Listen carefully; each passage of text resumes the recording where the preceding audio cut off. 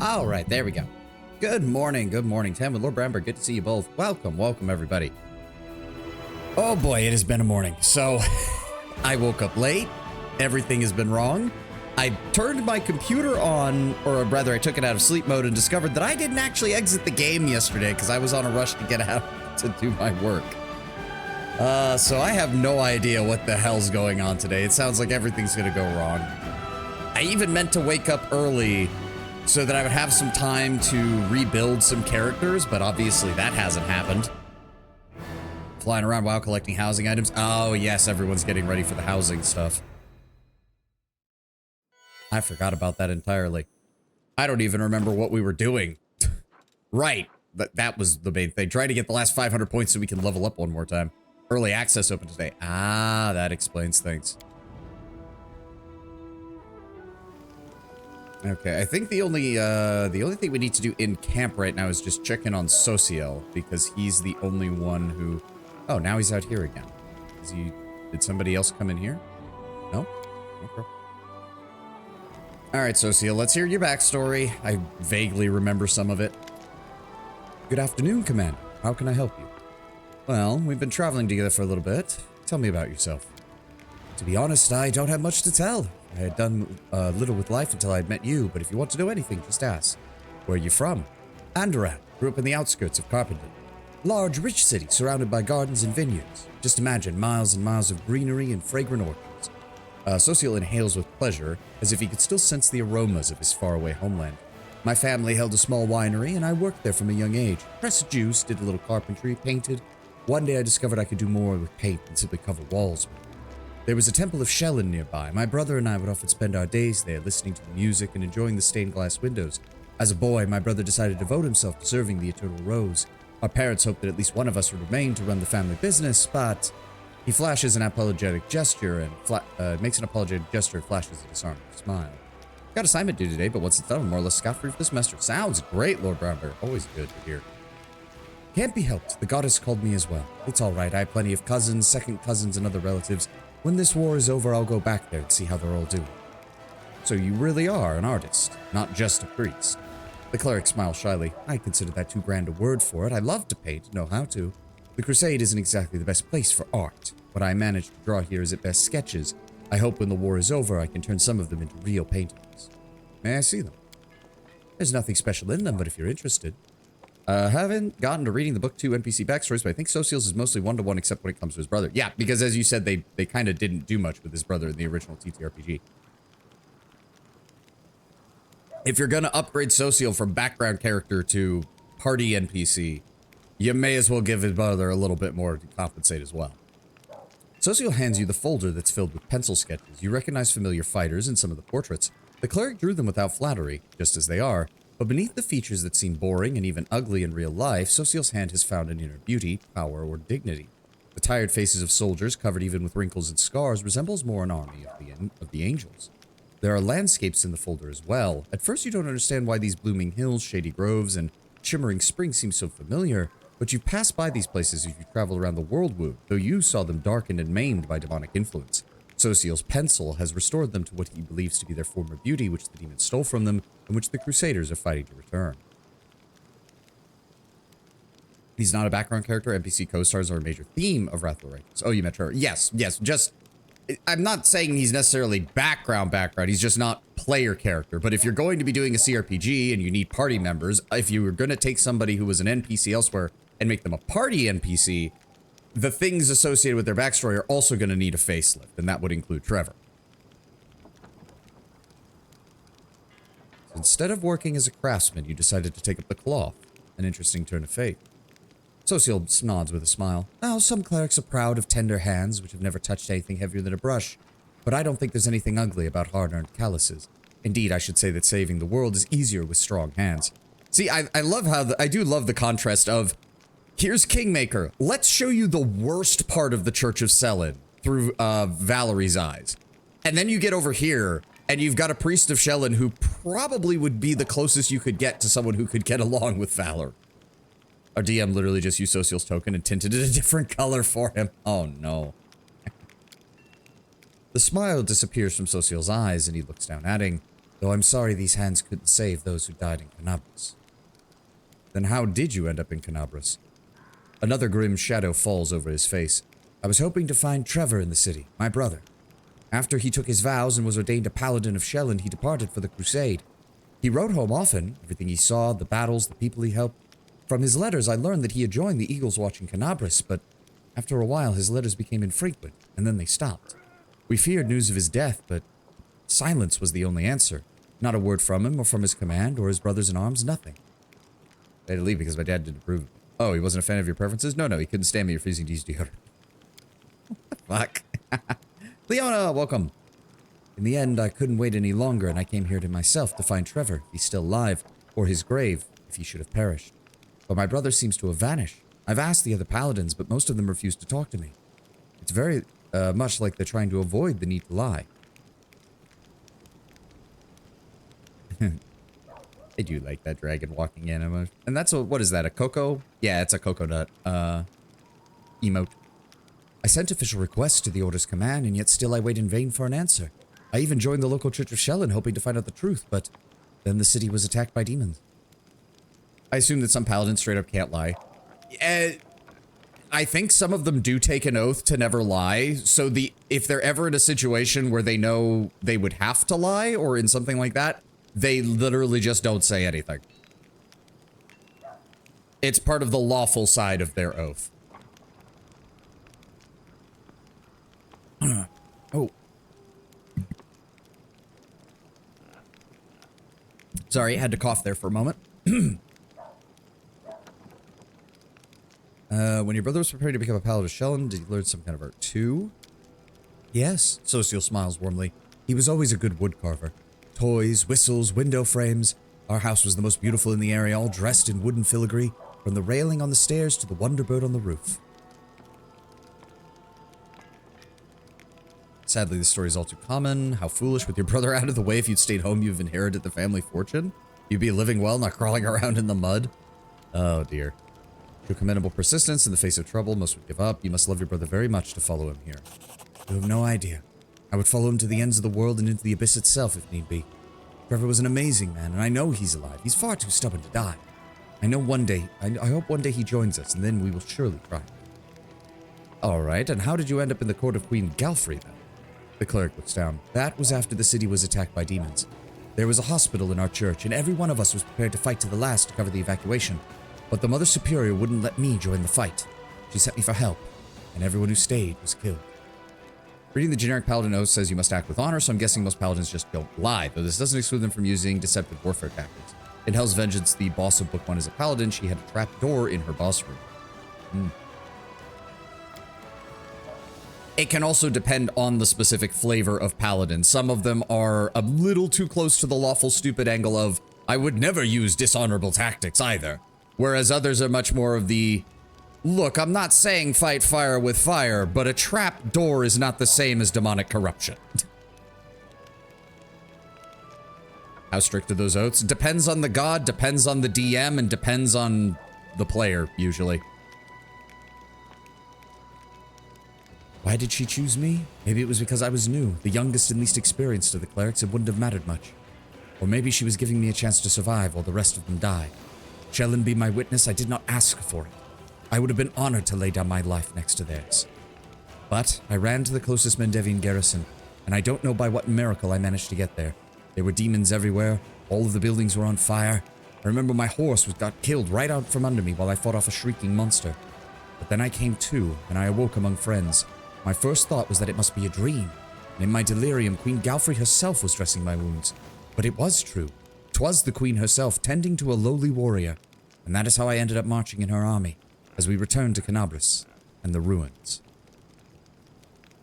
One of the reasons I can never get any of my plans or skill challenges as a trickster in tabletop wrath is because our paladin was bullheaded and insisted upon straightforward tactics, and the DM had a strict no party splitting rule. Ooh, yeah. Yeah, that sucks. I can see why you have your hatred of paladins, Lord Brownbear, if that's your main experience with them. I must admit, as a cleric of Shelland, I have to ask, how in the hells do you manage to look like you're on your way to a tea party and not a battle?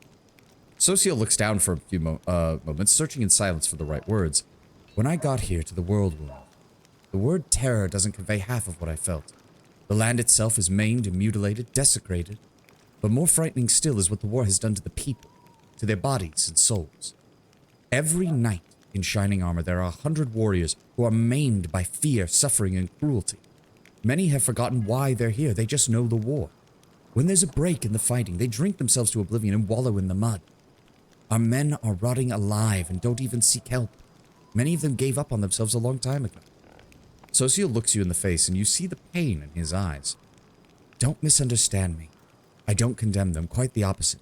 I want to help, and to do so I must look after myself. Not only to treat and support them, but to remind them that there's something else beside the war. That there's a normal world out there. A place where blood doesn't stain the ground. Where people don't sleep in trenches. A place where, as you said, they even occasionally have tea parties. The cleric smiles, but his eyes still seem sad. More curious how flexible the oaths are, like if you've taken an oath not to lie, does silence to not reveal a lie count? Can you talk around it, or is it the spirit of the oath more than the rule? That's, in the words of Gary Gygax, the great Gary Gygax, creator of all D&D, ask your DM. I'm sorry to say, Tenwin, this is one of those cases where one DM is going to interpret things on that oath slightly differently than another. And you kind of have no choice but to ask. Armagus was also straightforward, but in a more reasonable way I could tolerate. Our Inquisitor just wouldn't get my plans and vote for simple options because of it. DM had a strict majority rules method of planning, so in most cases we just rammed our heads against the wall. Oof. That really does sound like you should have been prepping contingencies that would have gone off in battle. That's the only thing I could think of. Like, okay, they're going to do the obvious thing. Just give me a small cut. Like, given the fact that Wrath allows you to have, like, your own personal military forces, you should have... I wonder if you could have asked for, like, look, just give me some specialists, some alchemists and some rogues so that we can do some stuff on the side. It's more the spirit of the oath. It's not like a conduct reinforced by a machine. Your deity knows when you have or haven't done something off kilter. Yeah, they know immediately. Because they can rescind those powers immediately. The soldiers let them slide like that. They should be ashamed of their lack of discipline and dignity. You think they can be helped? The chaos here will drive people insane no matter what you do. No, you do a lot to help others. I want you to know, if you need support for it, you can count on me as the commander. Thank you for caring, sir. And I'm glad that I have a friend like you. I used to have no one to rely on besides my goddess. A shadow crosses Social's face momentarily, but it immediately replaced with an inspiring smile. Regardless, it doesn't matter. I promise I won't neglect myself. To serve others, I must have my own strength. And how did a servant of the Goddess of Beauty end up in a war zone to begin with? Just doing what the goddess destined for me. To keep our fighters safe. I'm confident in the victory. The gods of good are on our side and we cannot fail. But victory is not enough. I do whatever I can to help those who are holding off the forces of the abyss so that they may live long enough to see that victory. Without losing themselves along the way. Every one of our soldiers deserves to go home. A home where people love them and are waiting for their return. When many of our soldiers are finally able to do that on that day, then I will have earned the right to lay down my weapons forever. And we don't say number 6 because number 6 is the romance path. But thank you, Socio. I still think your original art looks better, but at least thank you for talking to me. Oh, tell me about your brother. Trevor, he was always the hero. Even when we were kids, I was the coward telling petty lies, running away from danger. Trevor was the one who ran towards it. He always had a saying, an army stands until peace comes, a lie stands until the truth comes out. Don't forget to hydrate, you're doing a lot of reading. I always do. I've got a whole thing of gamer subs here. I've got my last serving of goof juice, and I'm going to be going back over to the Crimson Moonburst after this. That's Aethel and Jan's flavor, both of which would be quite good.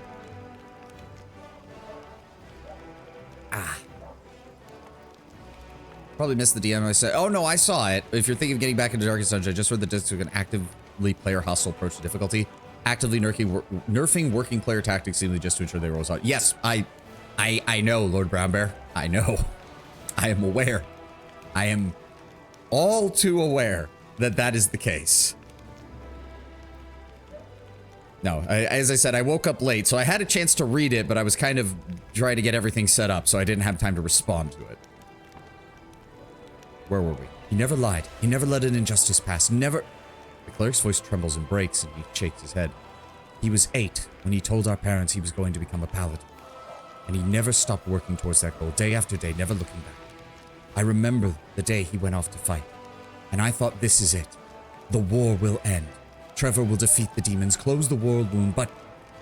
Social shakes his head and gestures helplessly.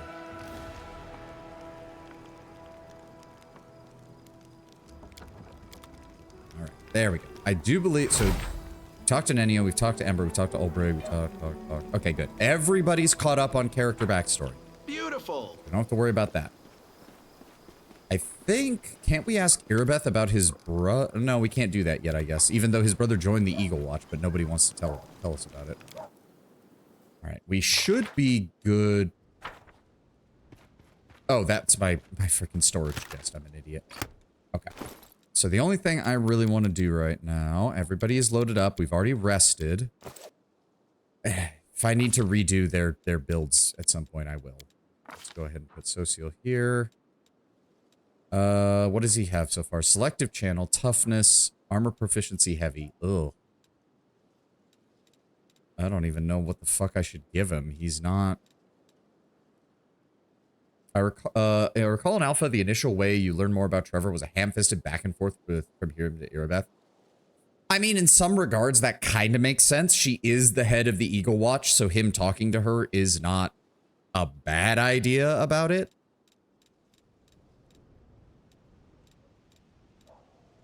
I'm thinking spell penetration might be a good idea. That seems to be pretty much mandatory on everybody.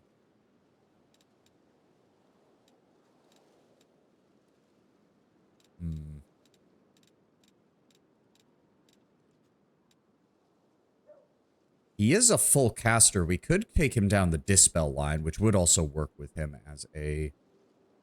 Yeah, let's go with Dispel focus. Wait, no. Can...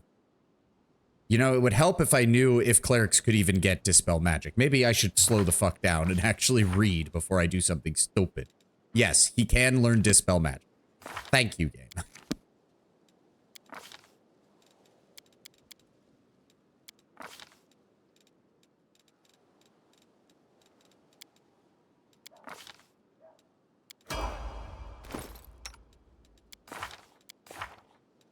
Right, I gave him the community domain so that he's got both of those domain abilities. Right. And he now has level 4 spells. Protection from energy communal is the domain slot. He's got 2 additional spells. What do we got? Personal, holy smite. All creatures in a 20-foot burst. Only evil and neutral creatures are harmed by the spell. Good creatures are affected. Well, unfortunately, Wendua and Regil are common in our party, so that's not the best idea.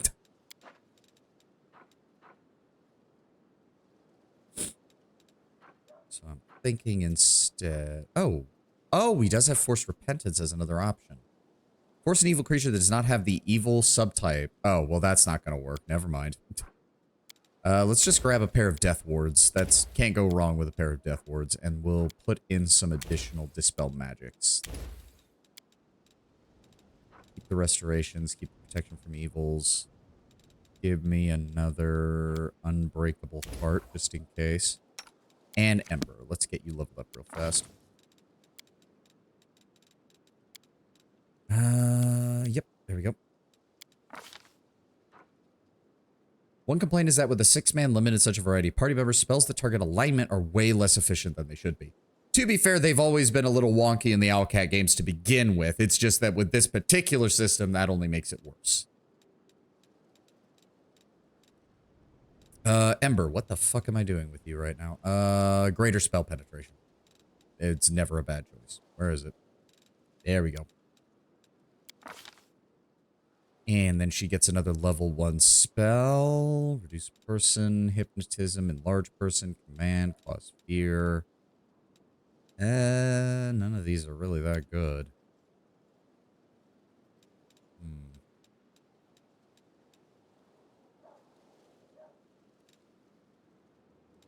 Yeah, none of these are really that good at all.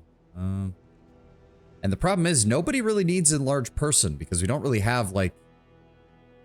Technically, it could kind of work on Wolbrig, but I cast Holy Smite, Darren, Wenduog, and Regil. Yeah, exactly.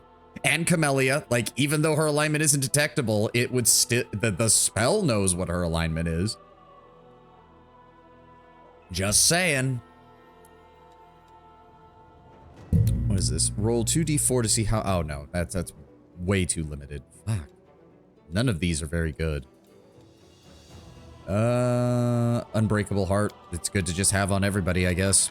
Don't have to worry about it. This is level 2 spells. What does she have? Burning Arc, Scorching Ray, Cure Moderate Wounds, and Glitter Dust. What else do we have? Blocking healing abilities. Subject gains a spell resistance equal to 12 plus your caster level against effects that restore hit points or grant temporary hit points. No. See invisibility, never a bad choice. Yeah, see invisibility is never a bad choice, to be very honest. And then she also gets a level 3. Right now she has Burning Entanglement. A cone of silver darts spring from your hand. These darts act as silver weapons that deal 1d6 points of piercing damage per caster level to a max of 10d6. I mean, it's not a fireball, but I guess it's not the worst. Compare touch? No, she should never be anywhere close to the front. We're gonna go with Heroism for right now. Again, I'm probably going to have to respec the spellcasters, because I don't think I'm doing their builds very well right now. Alright, Darren, Camellia, Ulbrig, Regil, Wenduwog. I mean, yeah, when you look at it this way, 4 out of the 6 party...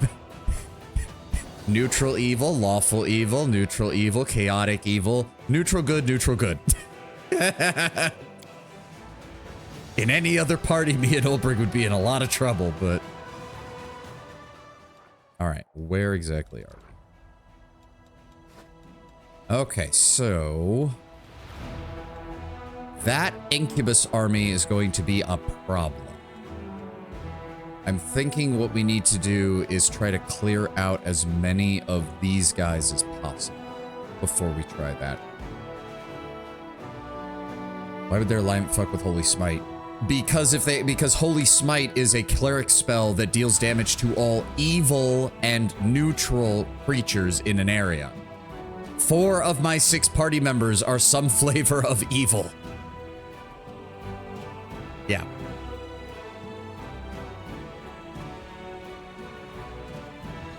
Yeah, you're forgetting. Holy Smite is the spell. Smite is the paladin ability. Smite is single target.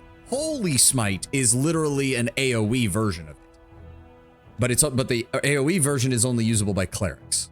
Actually, no, I think paladins do get it, but since it's a 3rd level spell, they don't get it till way later. Okay. So we've got a couple of demonic armies. They're the easiest one to get to right now, so let's go for them first. Yeah, resistant to fire, damage reduction 3. Oh, these things have that stupid... Yeah, they do have stinking cloud, so we do have to be careful with that. We should focus fire them. So we'll deal with them. We can deal with the rest of them. That'll increase our daily income. That'll give us more finance points, which we have. We do not want to buy more of those right now because holy fuck, they're expensive. Once we clear out these... I actually wonder if we clear out enough of them and get some additional troops, we... No, because... No, they're sharpshooters. No, we are not ready for that. Sharpshooters are the next tier up of archers, and they are army ending if you're not careful.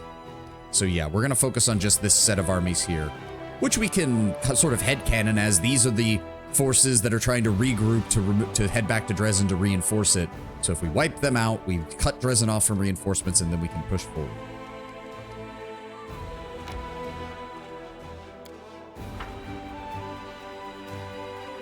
It's a good way to look at it.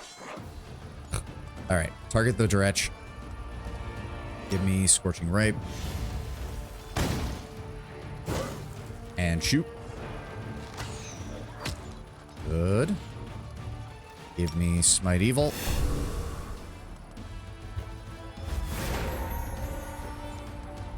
All right, Hell Knights come in from the side. Turn that off, please. Yep. There we go. Infantry, move up. Surround them. Shield bearers. Okay, good. He wasted it on the cleric. That's actually fine. Keep shooting them.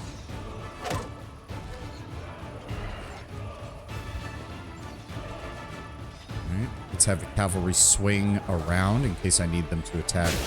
Oh, good. Alright, Scatter. Yeah, because he's going to do it again. Yep. Shoot him. Oh, good. BRB gonna go pick up breakfast. Ooh, sounds nice. Alright, some injuries, but no permanent losses. That's exactly what we needed. Didn't level up from that, though, unfortunately. The dretches hitched to overloaded carriages had no chance of escaping, and their masters preferred death over giving up their cargo without a fight. The wagons were full of treasures plundered in the chaos of battle from Canabras. Nice. Gets us some more money, which once these get replenished, we can get some more. Alright, next will be these guys. So the Babao will still be a problem because they do a lot of damage. Yeah, protective slime is the main problem. That army also has Babao forces in it. That does not. But we have to go for this one first, unfortunately. Yeah, the Babao goes first. And we have a Locust Swarm. That's problematic. Alright. Hit the Babao. Good. Yep, his infantry are going to be moving forward. Give me... Alright, move. Alright, let's go with... Here. It's fine. Infantry, move up. There we go. Sweet. It also means... Yes, move forward and begin weakening them. Send these guys up. Fine. Oh, it hits the... Oh, it just knocked all of my guys out. Because, of course, everyone failed their saving throw. Literally everyone. Thanks, game. Game? Game. The Locust Swarm is done. The Locust Swarm is done. Game. And it appears the game has broken. It appears the game has broken. We're gonna get to reload this then. Okay.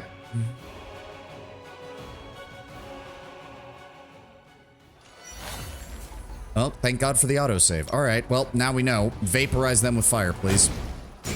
Thank you. Much better. You. We're gonna have the clerics smite evil down. Alright, now we send the Hell Knights in. Actually, no. Finish off the... Oh. No. Attack the Babao. Then send the infantry into... Fuck. No, to kill the Locust Swarm. There we go. Move you up. And move you up. There we go. Block them off. Alright, minimal damage. They're fairly weakened. Let's get these cultist fighters. Yep. Oh, and we got a second shot. Perfect. There we go. They're much less dangerous now. Ow. Give me lay on hands. Yep. Send in the cavalry. Perfect. Send in the infantry. Perfect. Weaken them. And shoot. Yep, you guys can't do jack shit now. Let's go ahead, lay on hands others. Just get the most expensive units out of the infirmary. There we go.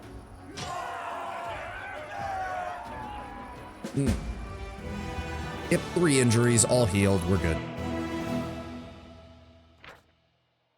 Discari's slaves fought fearlessly and relentlessly as insects swarmed around a flame without any awareness of what they were doing. When the last of the demons had fallen in battle, the Crusaders could finally take in what exactly they'd been fighting for. For many years, these old salt mines had provided the local alchemists with their most valuable of ingredients, and now they will do so again. Nice. Daily income increased by 5 material points. And we got a level up. Good. Oh, Protective Wars is nice, but so he automatically gets Penetrating Strike. Okay, that's good. Magical Reserves is also good, though, because that'll get his energy up. Yes, that's what I wanted to see.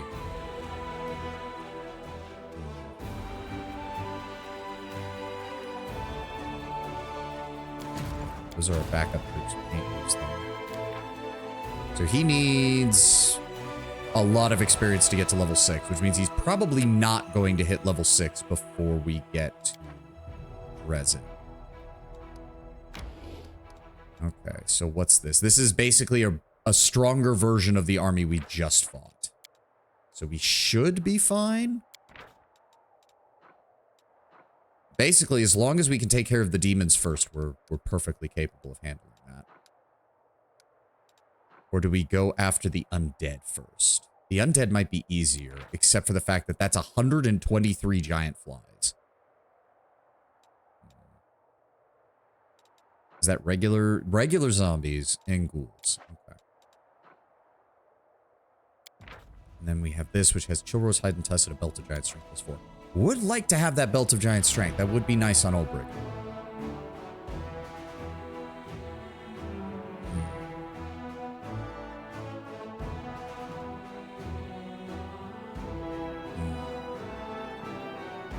Let's go after the undead first.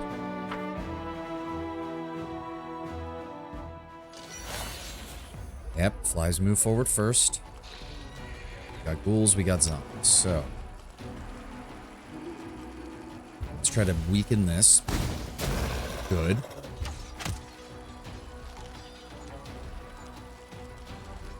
Give me Smite Evil of the ghouls.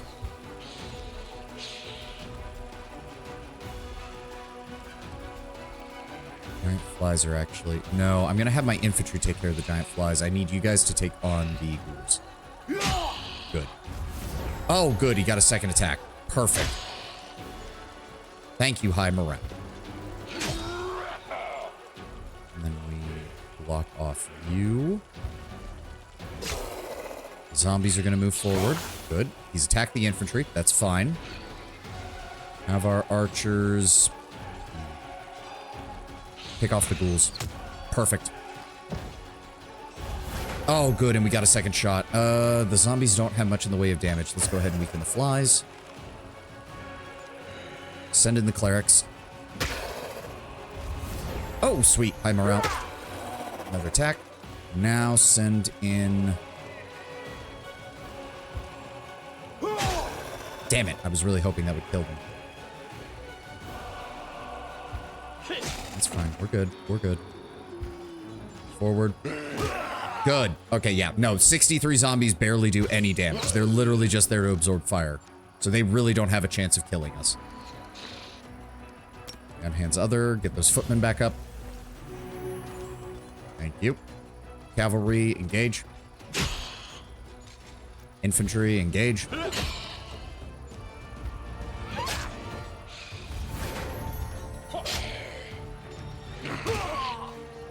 You sons of bitches.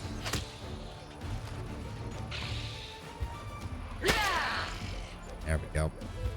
I was just reminded of something. Do you know the law of causation in physics? I'm probably familiar with the concept, but I don't remember the exact language of the law. It has been a while since I took my physics courses. Yeah, you guys can't really do anything. Our infirmary is more than large enough. We don't need to worry about anybody dying from this. We just need to slowly chew through this army of zombies. Like, think about that. We have almost 300 infantry surrounding 20 zombies, and we only managed to kill like 2 of them. Because these things just take a beating.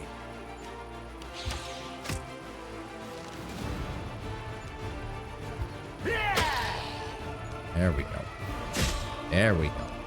There we go.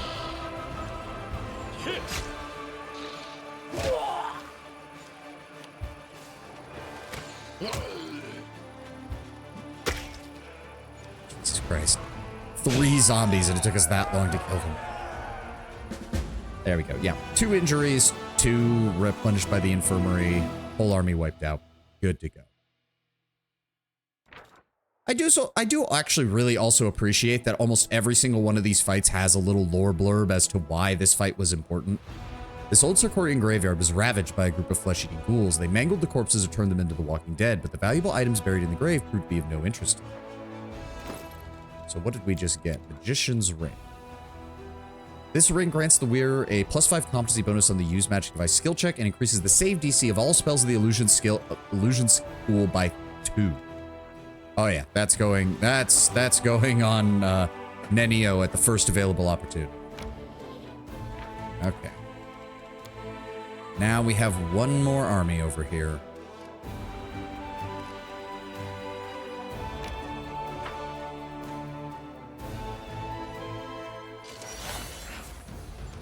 Okay, he is actually led by the general, which means he might have abilities that he can use against us. We absolutely need to destroy this locust swarm as fast as possible. Thank you, game. All right, all right. The regular cultists are not too dangerous. The cultist fighters are a bit better. The whole detail of time and speed being tied together. Oh, okay, yeah. Reminded of an old sci-fi novel I was writing a few years back. 100-ish, 4A pages total. Yep. Idea was flawed, maybe could polish into something. Had this idea of how you would get around the causation of FTL. The idea was that in the setting they discovered an unknown factor to causation they hadn't noticed. The concept that you travel fast enough and then stop traveling, the time snaps back. Huh. That's an interesting concept. I don't think that. Look at that. I really should try to pay for Wrath of the Righteous, but good Lord devs do not make it easy to dig through all the stuff in there. Yeah. I can understand why some people are wary of Owlcat's game design sometimes, because it's a lot to get through. All right, yeah, let's just weaken the Babao. Let's just weaken the Babao for right now. Okay, go ahead and give me Smite Evil. That does affect... Unit has a bonus to attack damage and AC equal to its charisma against evil units. Okay. All right, now we move our Hell Knights up. Oh, they're going to take a lot of damage from this. Like that. Send our infantry in. Ow. Yep. Ow. Okay, we need to heal. Or no, the priest should get... Oh, but they're going to go next. Shoot them. Weaken them a bit. Come on, Hell Knights, hold on.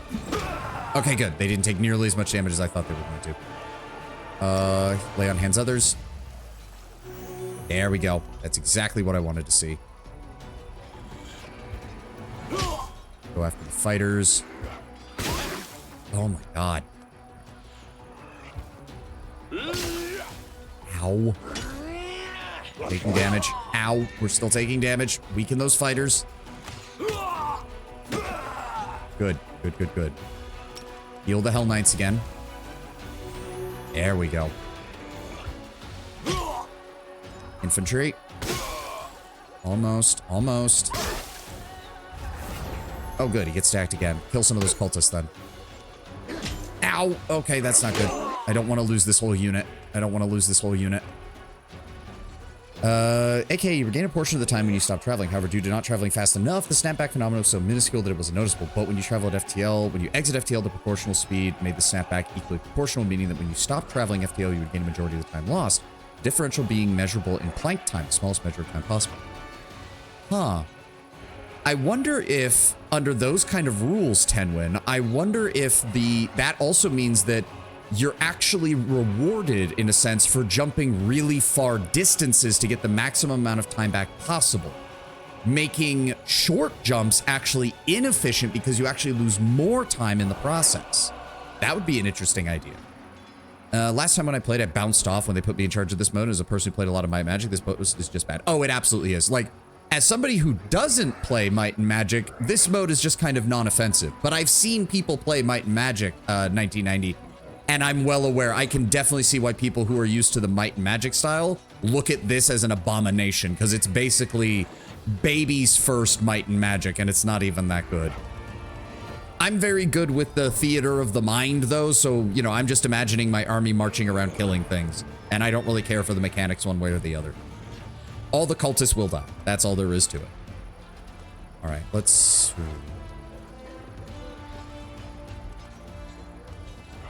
weaken the fighters some more. Okay, good. They are fairly weakened now. That's good. We've only got one more of these. No, keep the Hell Knights topped off. They're also taking up the most room in the infirmary. We just need to... There we go. Okay, the Babaos are down. Their fighters are taking more casualties. Just sit here and defend yourselves. Ow.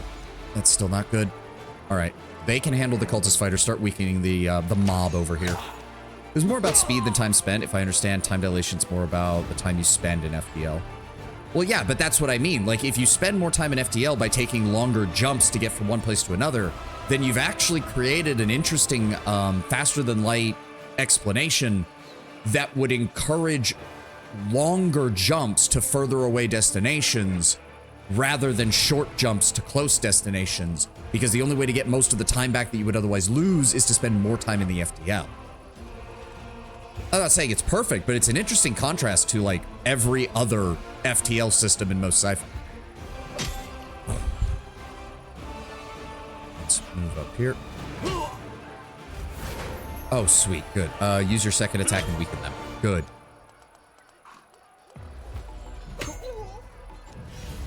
Oh, no. They're... God damn it. I hate that. You sons of a... Okay, kill them. You pieces of shit. Take them down. Bang. Surround them. Kill them.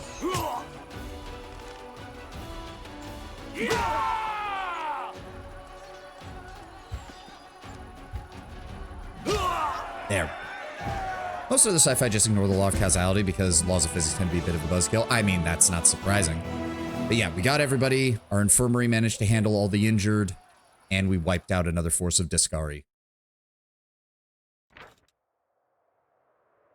The enemy which threatened to strike at the rear of the Crusader army was defeated, and the Crusaders can approach Dresden with no need to watch for an attack from the rear. Nice.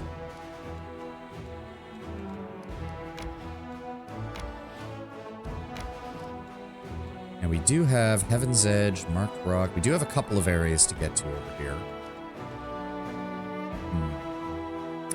The worst part, I know for a fact that the best items in the game are hidden behind the Crusade mechanics. Yep.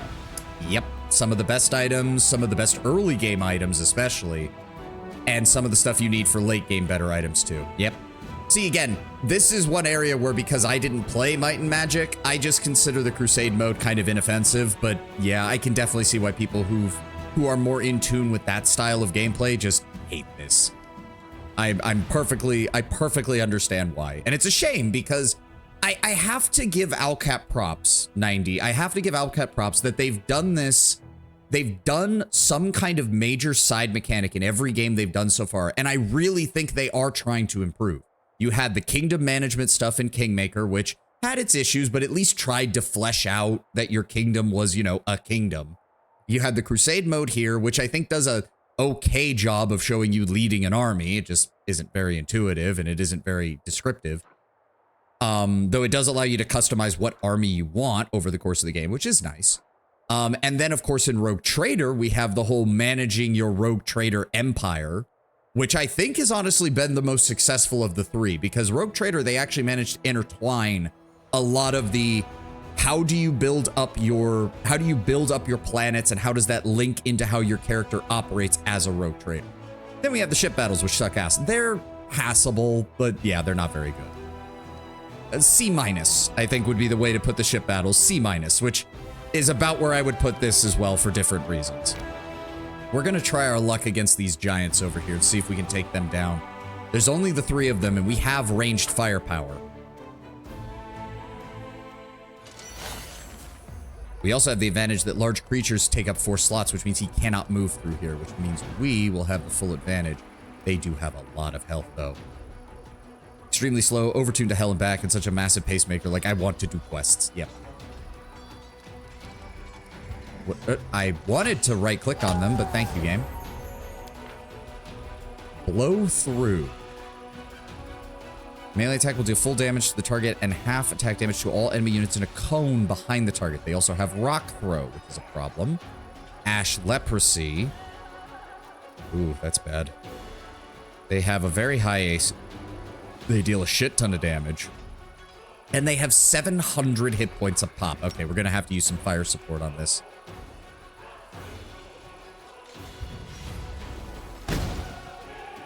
Okay, there we go. That already weakened them. Now just focus fire on these guys. Oh, he's just going to throw rocks at us. Okay, that wasn't too bad. That wasn't too bad. Give me Smite Evil on you. We're gonna need...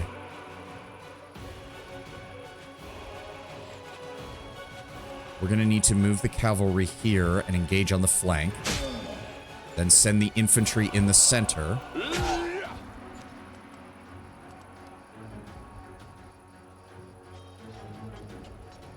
+4 bonus to AC, -4 penalty to attack. Alright, turn that on, move forward. Oh, okay. They're not gonna do much damage. Okay. Alright, we can cast spells again. So the important part is to weaken them as much as possible. That will reduce the amount of damage they do. Good, there we go. Now, archers. Go for this one. You're not gonna be able to take him down, but any damage is better than no damage. Okay, see, yeah, that cut his damage in half. Oh god. Oh god. Heal. Heal. Get them back up. Get them back up. Fuck. Oh, we might have to reload. I already think we're gonna take too many casualties from this.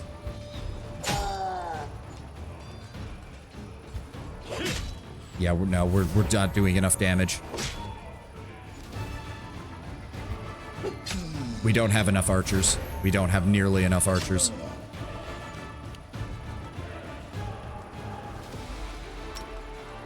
Weaken them. That's better.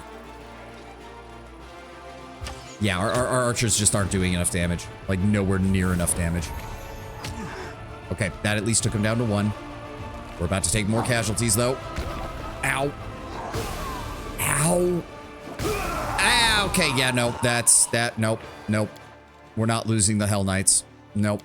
All right, we do not have the firepower to take that on yet. We do not have the firepower to take that on yet. They have too much AC and too much health.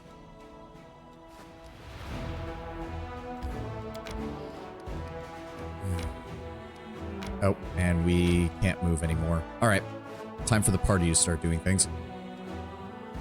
Well, there's nothing really up here, and unfortunately, we have to fight those guys in order. Shallow grave. The earth here covers a headless body. The unburied bag on its back remains intact. You can procure some reagents for crafting consumable items. All right.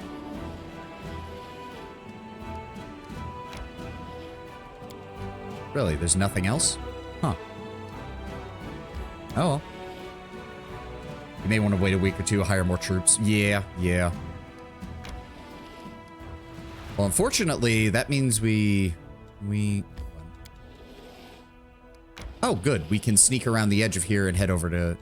And we're already exhausted. Jesus Christ.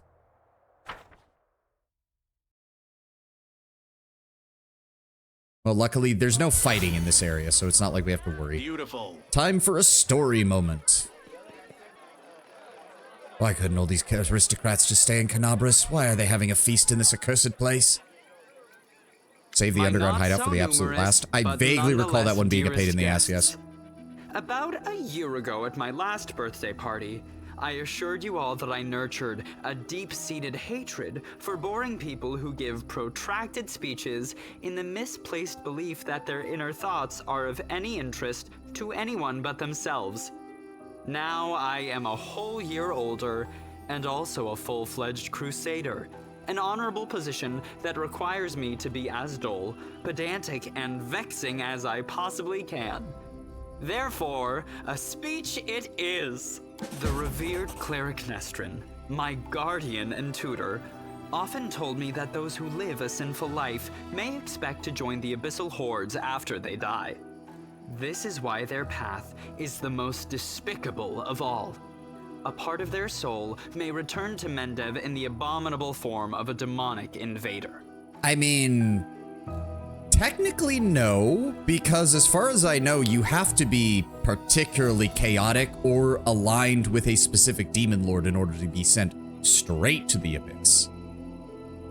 Most generic sins just get you sent to whatever the neutral evil place is, which is probably what... Because that's the thing, most of Darren's stuff isn't like it's petty. And I don't even think the forces of the Abyss would give a shit about his sins. Every time we see a demon, we might as Abaddon, well yes, think that's about it. What if this wretched creature used to be your great-great-grandfather? What if certain parts of this pointy-tailed beauty used to belong to your pious cousin? They say that the demons represent the sins of the souls they are made of. Succubi emerge out of lustful souls. Vandals turn into Abracandilu. Gluttons become Nabasu. I, for one, am determined to commit as many different sins as possible, so that the distributive mechanism of the Abyss breaks when it tries to decide what to do with my soul. Pharasma does not send people willy-nilly to the Abyss for being an asshole, Darren. Yes, yeah, that was exactly my point, 90. That was exactly my point. Like, I can feel Pharasma in her court rolling her eyes at this and just being like, Darren, you think that I would even bother wasting time on that?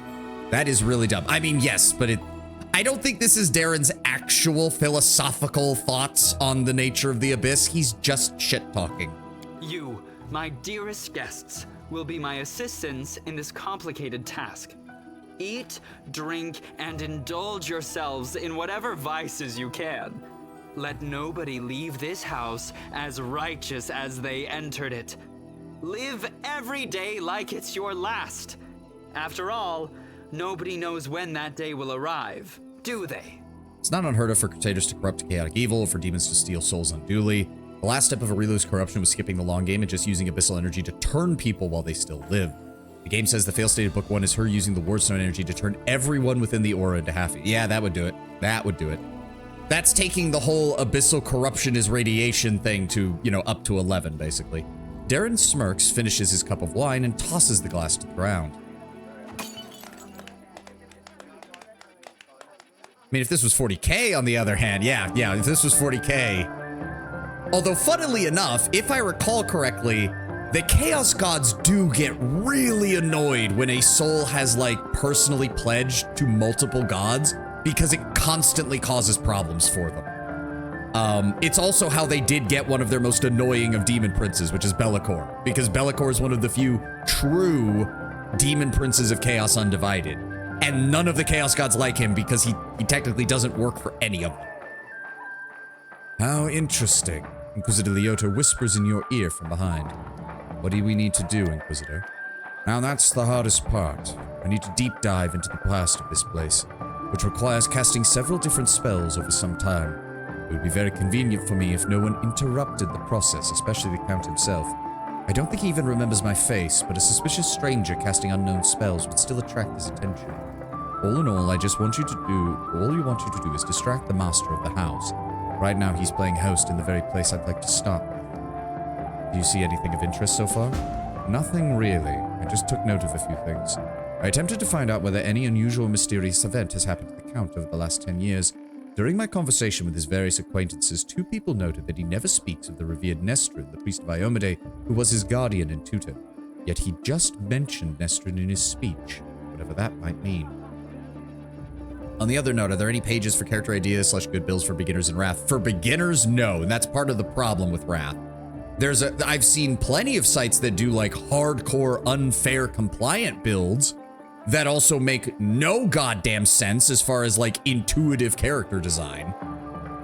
The Order is absurdly suspicious right now. Yeah, the problem with most RPGs. My suggestion to you, 90, is just kind of, you can probably find some suggestions on the subreddit for Wrath of the Righteous, which I think is still the subreddit for Kingmaker. They just combined them. That's probably your best bet, because most of the actual sites that talk about the game are only dealing with like min-max builds. You told me that you tried to find something. Some of his servants complained about strange occurrences in the home, objects moving by themselves, candles going out. Of course, they could simply be a figment of their imagination, but it's very well known that the Count often invites various spellcasters to entertain him and encourages them to use their magic in mischievous ways. Practically the whole of Mendev knows the story of the 3 drunk wizards and the teleportation race across the roofs of Canabras after a party at the Count's house. What I'm trying to say here is that any fluctuations in residual magic at his home are simply not surprising. There was the matter of the abduction, however. A gang of bandits kidnapped the Count hoping for ransom. The only reward they got was death. Afterward, the Count told everyone that he had hired the bandits himself as a joke. The other mercenary squad that freed him and executed the bandits was also in his employ. Nobody wanted to delve too deeply into the case after confirming the identities of those wretched cutthroats. But there is one disturbing fact about it all, and I don't mean the Count's bizarre idea of fun. The mercenaries who supposedly freed him had also cut off the bandits' heads after they had already killed them. Want a build recommendation for Pillars of Eternity 1? Here's a build that's optimized for someone that can play combat flawlessly. It sucks for any other form of roleplay, talking with NPCs, or 90% of the game. Yep. Their heads were cut off, the bandits who attacked him. Yes. Perhaps I shouldn't have even noticed the detail had I not visited Heaven's Edge right after the tragic incident. I remember we also found several headless bodies, mostly of guests, though a few of demons. We thought they'd simply been decapitated during the fight. My companions and I have found several severed heads among our belongings recently. Strangely, things like this weren't a problem before Darren joined the party. What? That is a alarming coincidence. We have another reason to conduct this investigation. It is crucial to find out exactly what is happening at this tragic feast. How do you suggest I distract him? Oh, that I don't know. Maybe one of your companions could assist you somehow, or you can take a look around. Find something that can help us. Alright. There's also some random accoutrements that are scattered about here, if I recall correctly. Wendawag, how do you feel? Golden Boy invited us all here for a grand feast, as if we were part of his own tribe. Interesting. Yes, Wendawag, it's called a party. It's what happens when people have way too much time and money on their hands. Decorative, or at least in a place like the Worldwound it is. I saw this like 30 attacks per round Cavalier Demon of Bubba Gubba, which makes no sense as a character, but works wonders on the highest difficulty where your entire party is not a character, but an effigy to Munchery. That's a description I need to use, 90. An effigy to Munchery. Speaking on Darren's story, would be spoilers, it remains a mystery till book 5, but I will say it's largely inspired by a bestiary entry, a CR7 bestiary entry. Oh, so they just took a low-level encounter and just jacked that shit to 11. Decorative plants are in a miserable state. What did that say? They've been neglected for many years. Oh, and there's the ad. We'll be back in a few moments. If somebody feels like telling 90 that I'll be back, we'll be back in about 3 minutes. I'm gonna go get myself some more water, go to the restroom, and do some stretches. We'll be back in a moment.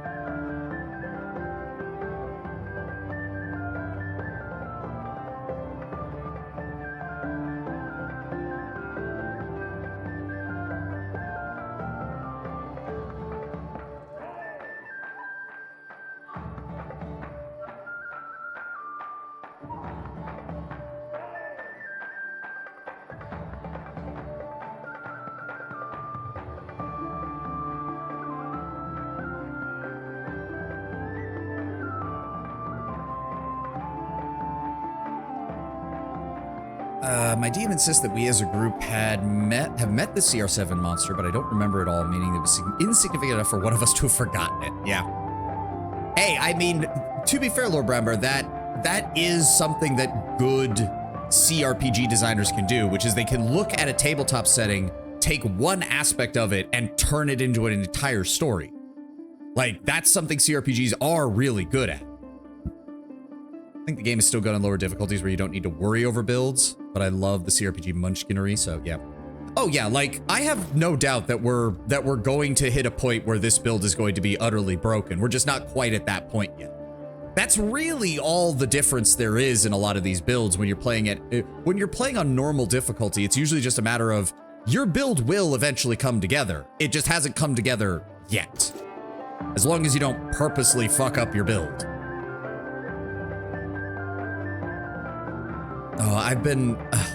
I know some people really don't like AI music and AI art, but there's a YouTube channel I've been listening to because he does like Fallout fan songs, and it's all like in-universe Fallout music. So like, can't really get somebody to do that for cheap, so he just uses AI. And he does a lot of marching songs for Caesar's Legion, and I'm definitely going to be remembering those when I eventually get around to playing Fallout New Vegas on this channel. I've played New Vegas to death, but I've never actually done a Caesar's Legion playthrough, and I would actually like to do that. Just for shits and giggles. All right, ad's almost over. Who do we need to talk to? We got Socio, we got more drunk no. I don't think the drunk nobles have anything to say. What is that hair? Oh, it's that weird Nenio style haircut. I forgot. Place gives me the creeps. What a thrilling experience. Yeah, none of you matter. None of you matter. None of you are important. Be a cannibal while you, oh, absolutely. Absolutely. Why wouldn't I, Lord Brown Bear? The idea I already had for the New Vegas playthrough is it's going to be a female courier who, by being shot in the head, awakens memories that she's actually a sleeper agent of Vulpes Inculta because she was meant to be the ultimate spy for the Legion, because who outside the Legion would ever think that a woman would be working for the Legion? I think New Vegas is slightly overhyped. It's good, don't get me wrong, but people treat it as if it's the best thing since sliced bread. I think a lot of it has to just do as it's the rubber band effect from what happened with Fallout 3, because older Fallout fans really didn't like Fallout 3. So when New Vegas came out not long after and was basically a return to form, even if it was stuck in the Bethesda creation engine, the older Fallout fans latched onto it with a vengeance. But good lord, when I play a game like Wrath for the first time, I would learn the game before I commit to Munchkinry, especially for the first time. I was thinking playing as either Gold Dragon or Angel, maybe Azada. Well, you have to remember, Gold Dragon is a late game path, so you're gonna have to start with a different legendary path to start with, and then go from there. Oh, brickwork is the jail. Oh god, okay, yeah, natural one, thanks. Oh, and we don't have, right, we don't have party members here, so it's only my skill checks. Okay, well, that's not gonna work. That's not gonna work. This estate should be remade into a formidable defensive outpost. It would be expropriated, what did he say? For the sake of the war effort, and the owners compensated after victory is assured.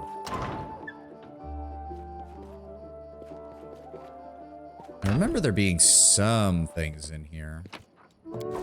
Here we go. Iron Masterwork Orc Double Axe. Stuff here. Heavy shield. Basic loot. Is that a trap? The door is sealed and looks like it hasn't been opened in a very long time. Hey, what is that? Raven's Hat.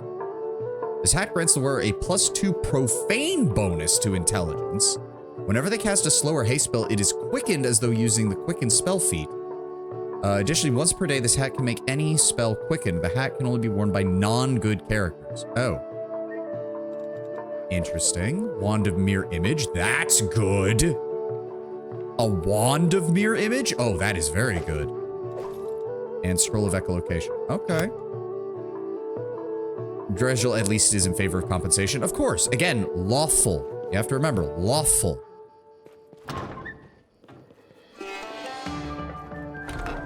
I can handle it. In there. Countess Selena Nevia Dara Arende with her infant son Darren. Unlike typical aristocratic portraits, this one depicts a young mother having fun with her child on a seesaw. I feel like there's gotta be a higher resolution version of this picture that you could pull up somewhere to get like a look at it. What else have we got? Stories told of us, the knights with the harrowed hands. Some basic loot. Clear purpose. Bracer allows the wearer to cast healing spells without provoking attacks of opportunity. They also grant a +2 bonus on concentration checks. Nice. I do believe that's probably good for Darren regardless. What do we got here? There we go. And here's the question. Can Nenio wear... Where's she at? Yes, she can, because she's true neutral. She's all it requires is that she not be good. So that's pretty smart. That also, I can go ahead and throw the Magician's Ring on her as well. Nobody else really needs... he is chaotic neutral as well, actually. That does get him to 20, which does help him out a little bit. That gets him an extra bonus first level spell, at least. Not bad, not bad. Yeah, but the law doesn't require it. Would he still do it? No, well, you have to remember, Tenwin, we had this conversation with Regil. The concept, so even if a kingdom doesn't explicitly have a law about compensation, the idea is that you have taken someone's property. If the only way to lawfully take someone's property is to give someone compensation for that property, regardless of the circumstances. Remember, the Hell Knights hold themselves to a higher standard than just mortal laws. That or the Iron God's adventure, laws of his. Well, again, it's not the laws of his order. There are rules of his order that as a Hell Knight he is expected to follow, but the Hell Knights themselves hold the concept of law itself above even their own order. That is also why Hell Knights will die often on themselves if they feel they failed. I feel like a chosen one. Like, I think Lord Brownbear can probably describe this better. Because again, they hold law as the pinnacle of what should be upheld. In the same way that many knights and paladins hold up good. Kind of sad Alcat did not commit for Starfighter. I mean, to be fair, they probably got the offer from Games Workshop to do the Rogue Trader game, and they jumped at it. Maybe they'll go back and do Starfighter eventually, but I think right now they're mainly focusing on 40K, and they have that game that they're working on with Amazon to do for the Expanse. So that's how the Mendevian nobles live. Are their latrines adorned with gold and diamonds, as people say? Laxian wine.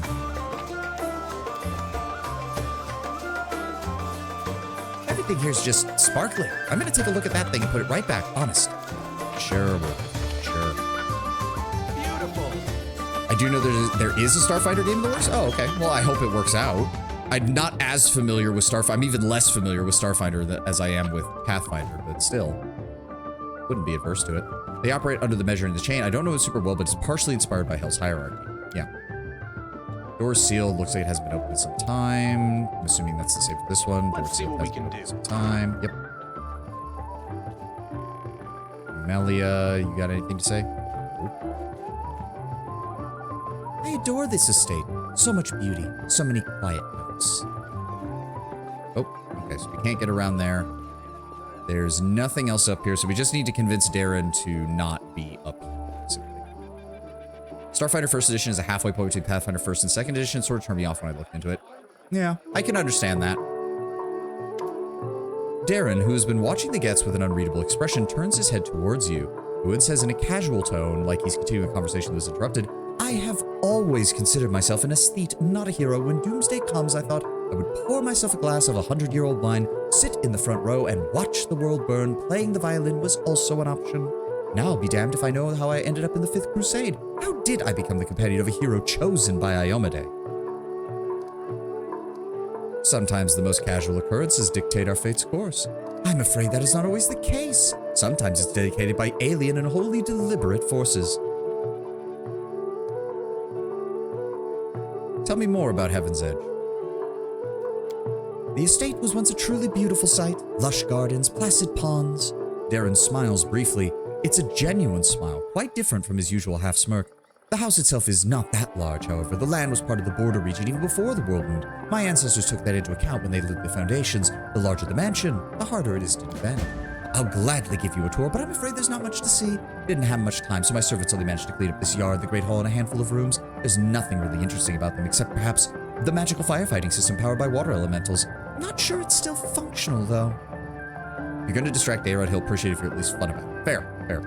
Yeah, like, I do know he hates this stuff. Like, you are still the field attaché and plenipotentiary something or other. Count, I demand a report of all your work in half an hour. Yeah, if you do that shit, yeah, no. It doesn't work. Whereas if we just go for the bullshit, it's actually somewhat entertaining. Oh, and did you also not mean to ruin a suit that costs more than a thoroughbred? Oh, do not fret, I have a spare. Just you wait, when I return, I shall look even more stunning. It had a Kickstarter finish like last month. They plan, I think, early access next year. So wait, Owlcat is working on it as well? Starfighter's ISO turns me off pretty hard. Pathfinder 2 Second Edition's art style while I'm at it. Yeah, I have seen the difference in art style. It's kind of that same problem Wizards has been finding recently. Yeah. No? Oh, it's a different company. Oh, okay. Yep, off he goes. Hold on. You could have activated the firing system? Oh, could I have? I didn't even realize. Here we go. I don't even know where I would have. Oh, well. Hold on. I know I need to talk to Leota, but I think you can also eavesdrop in on Darren while he's Oh, no, he's just changing clothes. I'm just a creep. All right, Leodor, where are you? I see that you did your part, Commander. Now get ready to watch and listen closely. I must unravel the past of this place and try to show you whatever I find.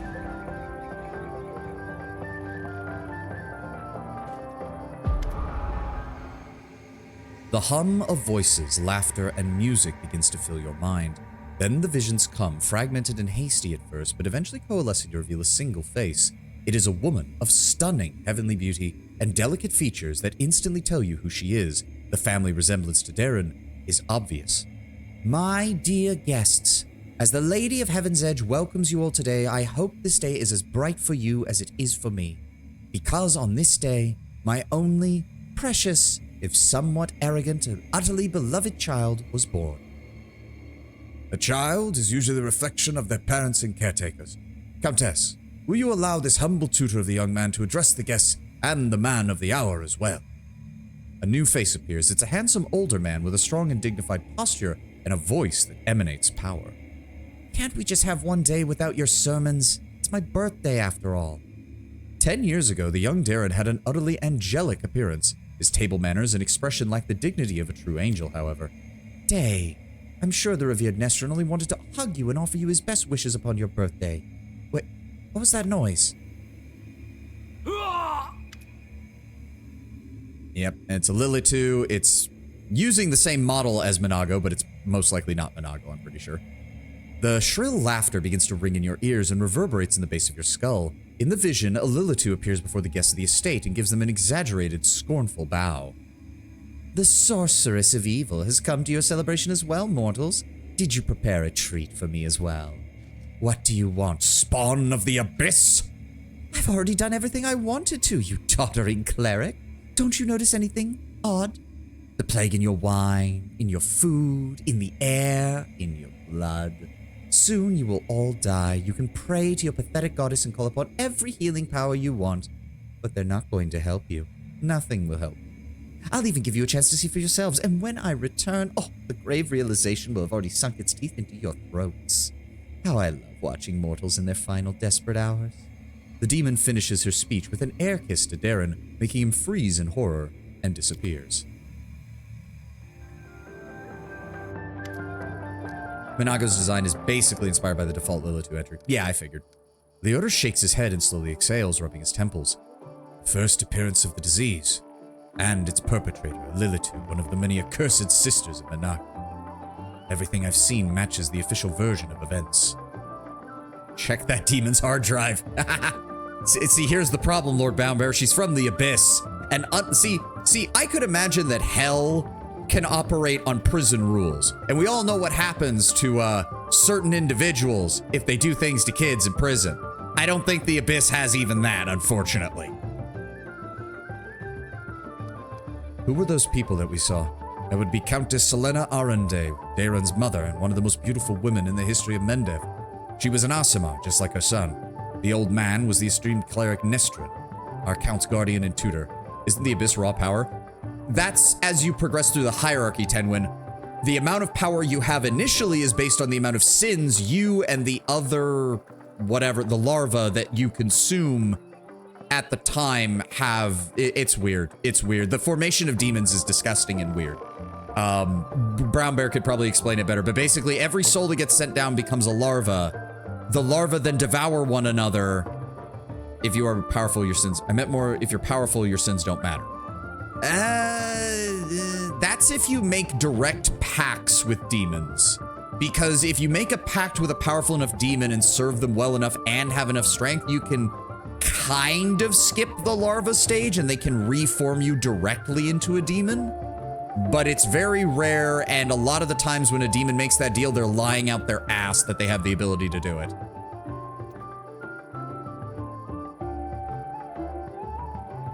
Where was I? He was known for his unfaltering faith and iron will. I was only passing acquaintances with him, so I can't tell you anything more than that. I didn't recognize the others, but Darren told me the first victims of the disease were his second cousin and his cousin's wife, hailing from the eastern border. Because demons don't have to obey a pact per se. That, and most demons can't. The Abyss handles the creation of new demons. You have to be a very powerful demon or one of the demon lords to try and bypass that for the sake of a soul that has made a pact with you. It is very rare that a demon is powerful enough to do it, and even rarer that they actively choose to do it. It does happen. It does happen, but it's very rare.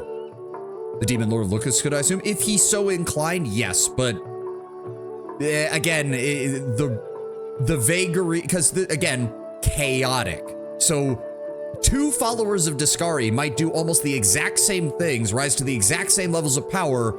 One he helps become a full-fledged demon, the other he doesn't, because chaos. Because his particular whims that day said that this one guy deserves it and the other guy doesn't.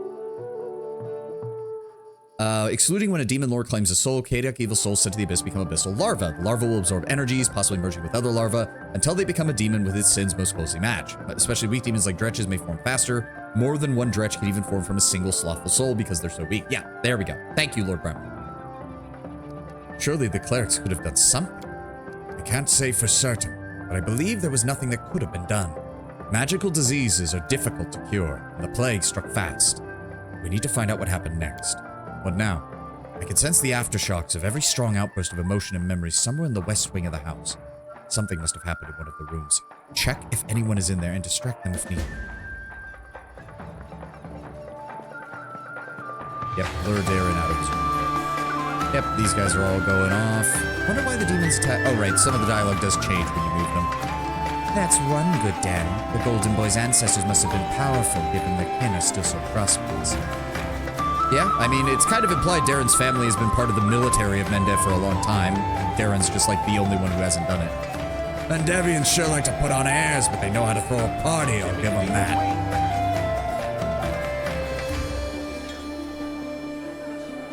I don't think I underestimate the importance of quality rest for soldiers, but this revelry isn't rest. It's decadence.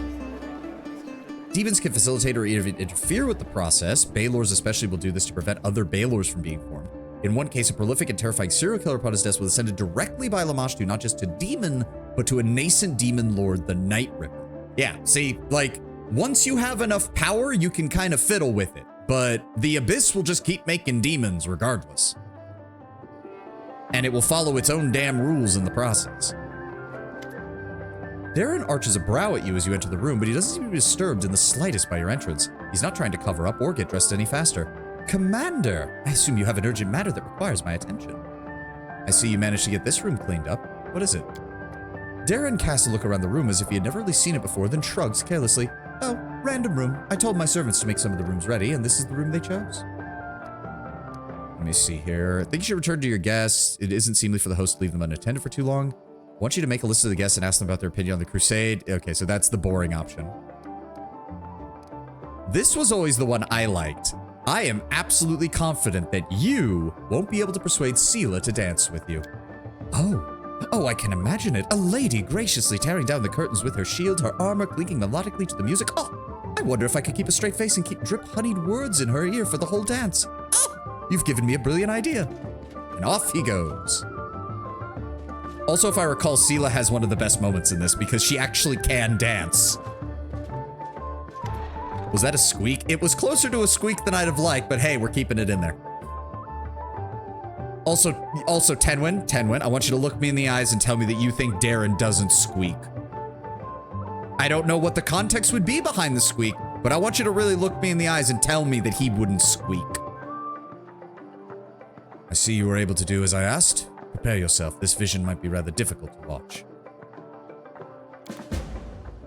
I'm not saying he can't moan, Tedwin. I'm just saying if you think that's the only sound he makes, that sounds very limited for our dear Count and the amount of interesting escapades he's no doubt gotten up to. Young Darren stands motionless by the Countess' bed. Speaking of which, time for emotional whiplash. We go from making fun of him to watching the trauma of his mother's death. His face is pale with fear, and for good reason. His mother's heavenly beauty is gone. Her smile, once beaming with vitality and happiness, looks more like the grimace of a corpse. Only her golden hair still glows, a sad reminder of the healthy young woman she was just a few hours before. Mother? Can you hear me, Mother? Hey, my boy, how did you get here? The Countess's voice is already fading. Do not come any closer. This disease. Mother, the revered Nestrin has sealed the gates. He says that he won't let anyone leave the estate. He says if the plague reaches the larger settlements, then no one will be able to stop it. He claims that's why the demons attacked us in the first place. They knew we'd call upon the strongest clerics to heal us, and those clerics would catch the disease and die as well. That stupid fat baron and his family tried to escape, but 3-armed paladins barred their way and wouldn't let them go. But we need help. Canabras has many clerics and wizards, and demons know what else. They'll be able to stop it. We have to get to them. Must obey the Reverend Nestrin.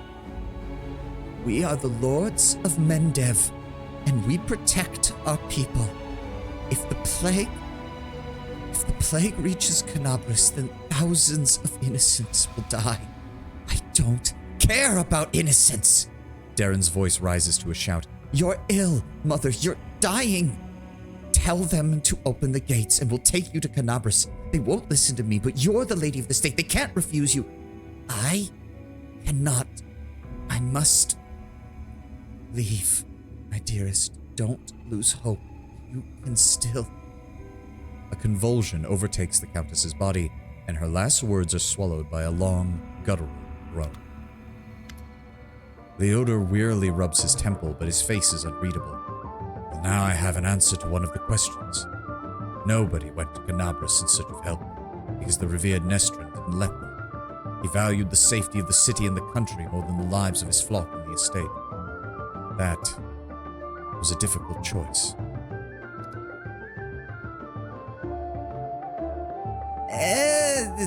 I'm not sure I fully agree that this is a good, like, I get the idea, but I feel like there should be some, I don't know, that like all lives are equally valuable. How could he refuse to save them just because he thought some other people might suffer? I feel like there needs to be a little vacillation on the end of there where it's like, I don't know if I could have made that decision, or I don't know how he could come to that. Like, there needs to be a little, like, yeah, like, I feel like 3 was there really no other choice? Like, I feel like that still fits. Who can say now?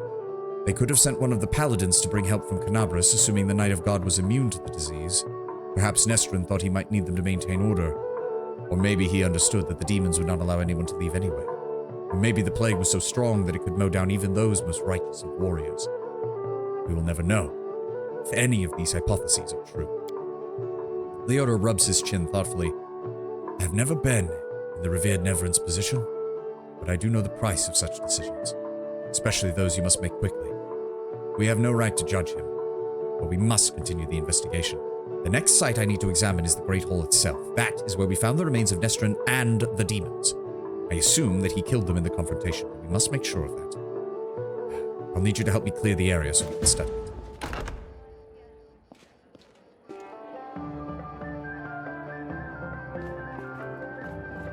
Beautiful. It was more neutral than good. I'd even go so far as to say it was more chaotic than good, because chaos is usually more like, you know, making decisions, stuff like that. What's wrong, Count? Did you really expect me to do a courtly waltz?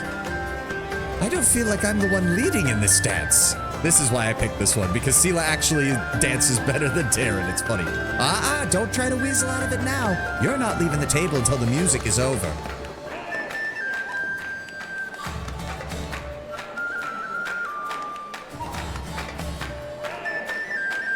I do love that little moment. Oh, of course. Oh God, Ulbrich, how much fucking alcohol have you consumed? There's so much food here. If I let Soot eat everything she wants, she'll become twice as fat and won't be able to fly anymore. Okay, nobody else's dialogue changed.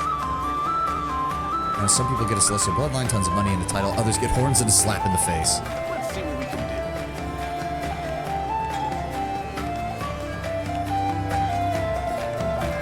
All right, Darren. There's a feverish gleam to Darren's eyes, owing either to tipsiness or some overabundance of emotion. Hello there, Commander. I utterly loathe you for persuading me to ask Sela to dance. It was the most abominable experience of my life. I absolutely must do it again. Just let me catch my breath. Oh, how are you enjoying my party? Are you having a good time? I'm having the time of my life, Darren. Oh, at least someone is having fun. Fine, let's change the subject. I thought the unique ambiance of Heaven's Edge and the fact that we're on the very border of the world would make this celebration special. I thought the past would resurface and make itself known. Darren smirks bitterly. But it seems even ghosts don't wish to attend my parties anymore. What can we do to liven up the evening?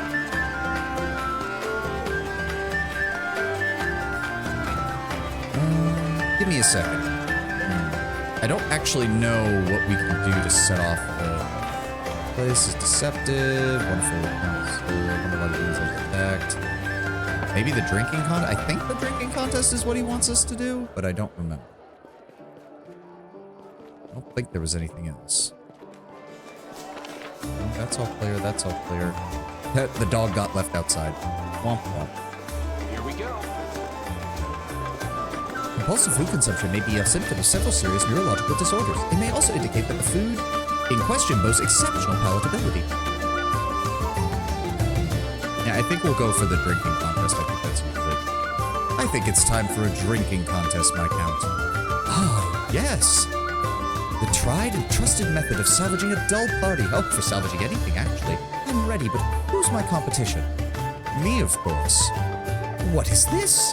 The commander himself, Hero of Canabra's chosen one of Iomade, challenging me to a drinking contest. Oh, I mean, let us drink until one of us falls unconscious or begs for mercy.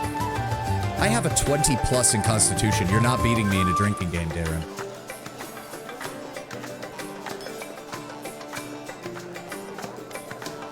That was just a little warm-up. Ready for more? Let's continue, my count.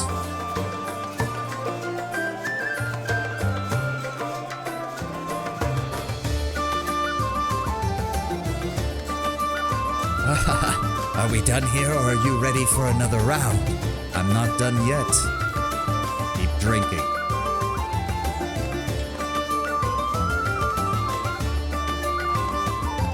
Beam pulled away. Tractor beam go bird. My grandfather, or was it my great-grandmother, put this bottle in the family cellar. So why did it fail the scion of the illustrious Arndays in his time of need? Darren looks very unsteady on his feet. I don't feel very well. Everyone, back outside. I need some fresh air in my lungs. That did it. Here we are again, Commander. Leota looks grim but focused. Let's get one last look into the past. And my character is perfectly fine. That's what 20+ Constitution will do for you. A ripple of laughter flows through the halls. Begins as a sweet, charming chuckle. Just notice you have a halo. Yeah, Asimars all get a halo. You can just turn it on. I would like to imagine that instead of the traditional, like, yellowish halo, it's more of a fiery halo because of my kineticist abilities, but, you know. That's just what I'm headcanoning. Turns into a rasping chuckle that makes Darren huddle even deeper into the corner of the room. Why are you running from me, my sweet prince? Come, let me touch you. Okay, yeah, we definitely need to check this demoness's hard drive. The booming voice of an old man dressed in the Iomedean robes of a priest shakes the walls of the hall. Get away from him, demon. You will let the boy go by the blade of the inheritor. You touch him only over my dead body. You are pathetic, old cleric. You are the guardian of this charming little prince. Well, you guarded him in vain, because the disease is already circulating in his blood, and soon he will rot before your very eyes. You won't be able to help him. I could at least make sure his death is beautiful, clean, sweet. The demoness turns her eyeless face to Darren and licks her lips. Oh, okay, yeah, no, that... Bad touch! Bad touch! A coarse laugh escapes the young man's throat. We'll see about that. Leota turns towards you in astonishment, droplets of sweat glistening on his temples from the spell. Something is wrong, Commander. My spells are not working as expected. It's as if some kind of supernatural explosion occurred in this very spot 10 years ago. It's blending everything together, the magical auras, the emotions, the memories. I need to try and read it again. Is it dangerous? I cannot say for certain. It is unlikely, but the past is the past, and no one can travel through time save the uniquely powerful entities like the Aeons or the eldest of the First World. Even though the past of this place is horrible, it should pose no threat to us in present. And continue. Just give me a moment to focus. I must channel my visions and the feelings to you as accurately as possible. Darren, what is going on? What are you doing? Leota's muscular shoulders suddenly begin to shake. The vision he is channeling does not change, but you feel something enormous, chilling, silently infiltrating the reality around you. The presence of this nameless being becomes almost palpable. Some alien entity is talking to him. Hurry, you old cleric. You need to stop him right now. You don't want to see what happens when... Save me. Can you save me? The presence thickens and becomes more tangible. This entity is silent, but you feel the blood pulsing in your temples, with each beat bringing in a new image or a new notion. Help brings a feeling of relief and safety. Exchange makes the pulse stronger, more demanding. Gate and secret come immediately after. The images become heavier, almost visible. Secret. Keep the secret. Otherwise, death, death, death, death. The gruesome images whirl through your mind, filling it with pain and fear. And then it starts again. Help, exchange, secret, death. Nestrin reaches out with a shaking hand, suddenly looking more like a doddering old man instead of a mighty cleric of holy power. Teron, wait! The thing you are about to let loose is far worse than the demons! Darren's body is quivering now like a taut bowstring. His eyes dart from cleric to demoness, who is frantically casting protective spells about her. Demons. Saints. I'm fed up with all of you. Burn.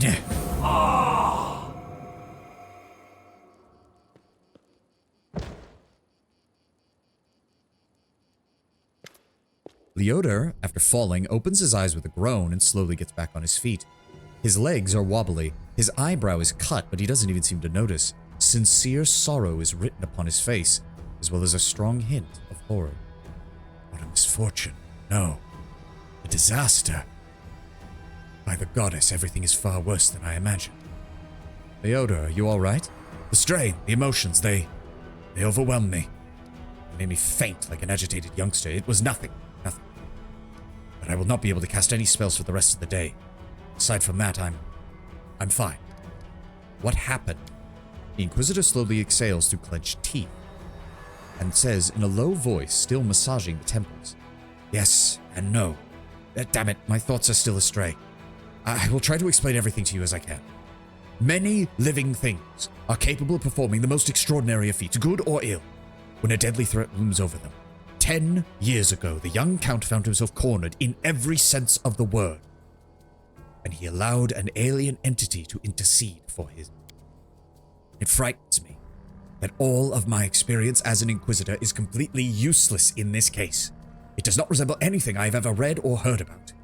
This entity, this other, possesses truly uncanny power, capable of instantly killing 3 greater demons, a mighty cleric, and a host of mortals simultaneously. You saw everything yourself. And even worse, this entity, this other, it is still here. Leota takes a long pause. His gaze is drawn across the chamber, out to the outside where the guests are laughing and dancing. Darren's eloquent voice rises above the music for but a moment, and he's asking someone to bring more wine and add a few more logs to the fire. I do not know exactly what this creature is, but I do know what it did to the Count. It has turned him into a living gateway. The other is not inside the Count's body. It is not directly controlling his mind. That's why there's no obvious signs of possessions, but it is looking through his eyes. It treats him like a window into our world. A window that it can step through to wreak whatever havoc it desires. Does Darren know that this is happening? Of course he does. Did you hear what the other tried to convey to us? Help in exchange for a secret. Death. Death to those who know the truth. It wants to have an opportunity to use the Count as a gateway without anyone knowing. This is what made Darren deny that he remembered anything about the conclusion of the events at Heaven's Gate. Or Heaven's Edge, not Heaven's Gate. That's a completely different thing. Ah! What does it want? That is the strangest thing. It was able to enter our world 10 years ago, and yet it's still here. All this time, it has been watching us through the eyes of the Count. If it had wanted to kill Her Majesty the Queen, it had dozens of opportunities to do so. The Count can get close to practically every influential figure in Mendev, and yet the other refuses to act. Its interests lie in some other sphere. Did it kill everyone then? Was the disease not to blame? No, just Nestrin, the paladins, and those remaining guests and demons. Damn it all. I know it was the work of a mysterious omnipotent entity, but it still stings. I was here 10 years ago, and I didn't check everything personally. Those who had failed to sense that something was wrong. Could the other be the reason why we've been finding those severed heads among our belongings? It seems very likely. In fact, I'm almost certain you are right. People tend to lose their head when they get too close to Count Arenday anyway. Apologize, that was completely inappropriate. Perhaps your gruesome findings are the heads of cultists who tried to kidnap the Count during the Canabra's slaughter. Perhaps they provoked the other in some other way. There must be something we can do. Now I understand Father Nestrin perfectly. I must make a crucial decision despite the dearth of information.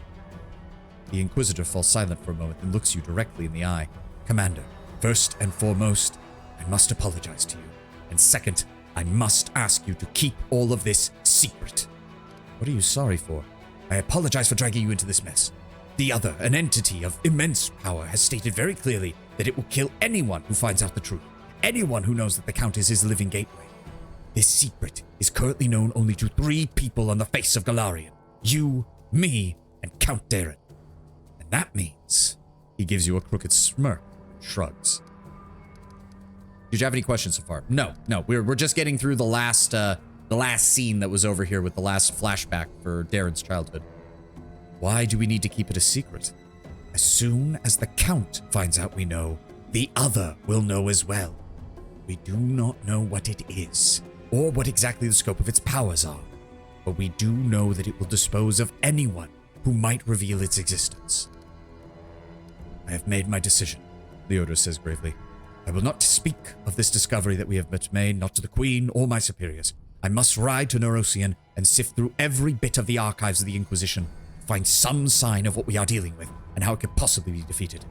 I will also make some clandestine inquiries in other places, especially Absalom.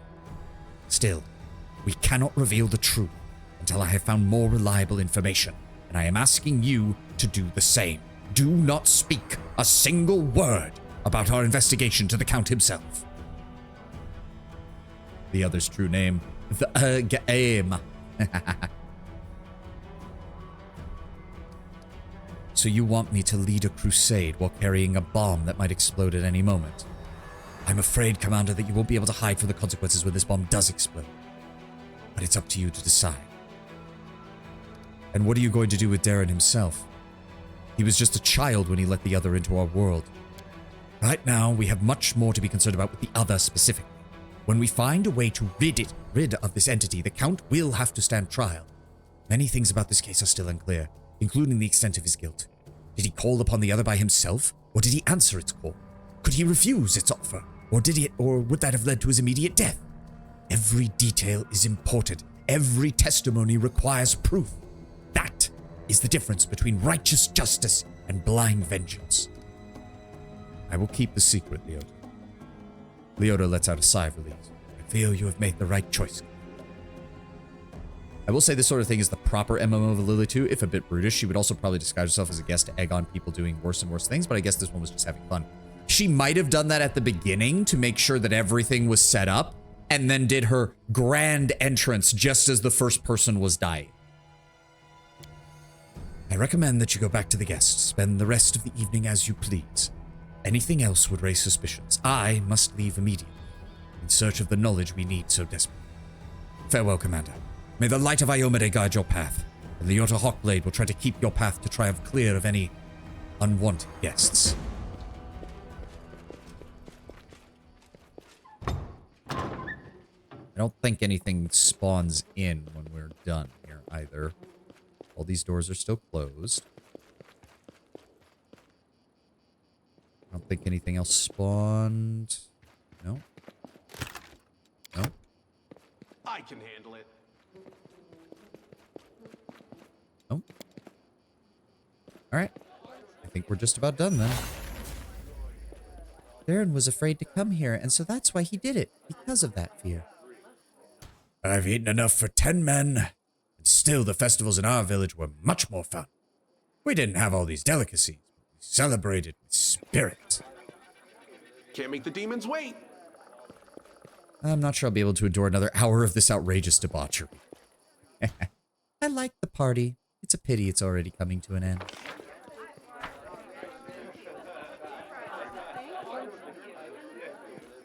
Oh, Reginald doesn't even want to talk to us. Are we leaving already? Yeah, no, I wouldn't mind staying for a little while. I like the celebration. Someday I will live like this too. I will have just as much food and money, or even more. I like that WoTR can be very simple with her taste sometimes. Beautiful. Character created, humble human cavalier who will soon replace his horse for a griffin. Either Azada or Angel. If you're going for cavalier, you're probably better off going Angel because that's going to support your melee skills a lot better. That said, you're being on a horse and having more mobility will help with the Azada's various buffing abilities. So not a bad choice either way. I don't know if my opinion matters at all, but you were the very best guess I could ever wish for. Okay, good. That's good. Because I do think that if you do choose the right options here, he does get a slightly better opinion of you for the rest of for parts of his story.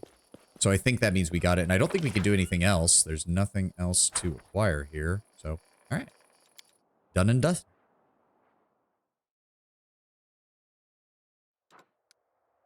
Okay. Oh, good. That got us enough EXP to level up. Nice. We are level 8. And we can go ahead and bump my con up to 5. Grab more skill points. What else do we have? Okay, so we have skill focus. We have Dreadful Carnage and Persuasive, which is good. What do we want to grab now? We could grab a Familiar. The Viper would be the best choice because it gives us a +3 bonus on Persuasion and a +2 bonus on Perception. Fire's Fury is good. When using Fire Blast or Component Blast that include fire, add your Elemental Overflow bonus to the damage dealt. If the Kinetic Blast normally adds double your Elemental Overflow bonus to damage, these effects will stack. Or we could grab Skill Focus Persuasion is another good one. Unfortunately, we can't grab any of these because those are all the other elements.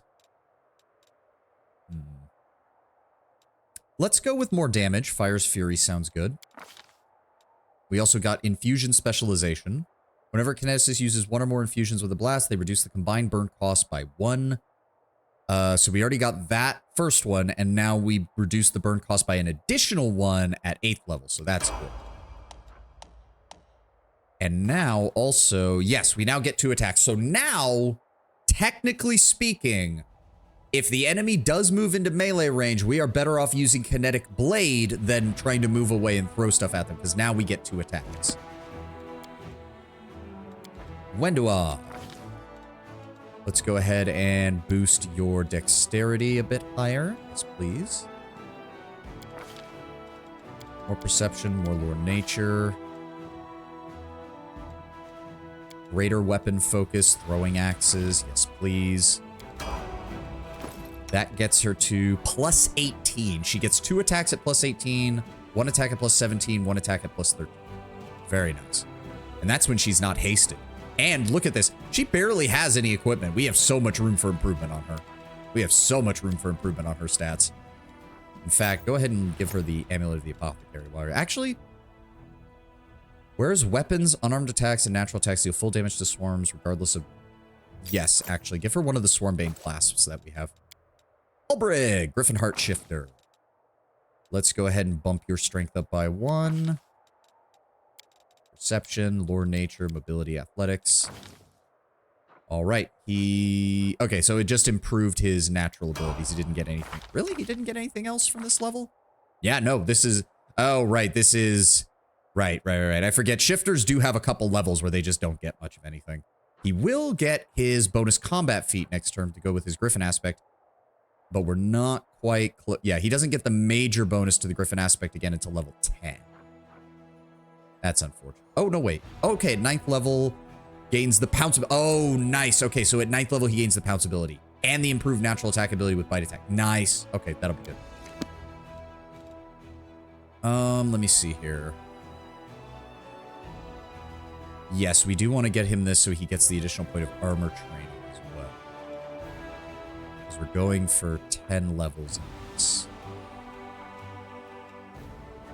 Yeah, let's just keep taking the... Well, hold on. What would second level Hell Knight get him? It would get him an armor training point as well, but nothing else. So yeah, I think we're better off still going 10 Armigear, 10 Hell Knight. Just doing it in that order.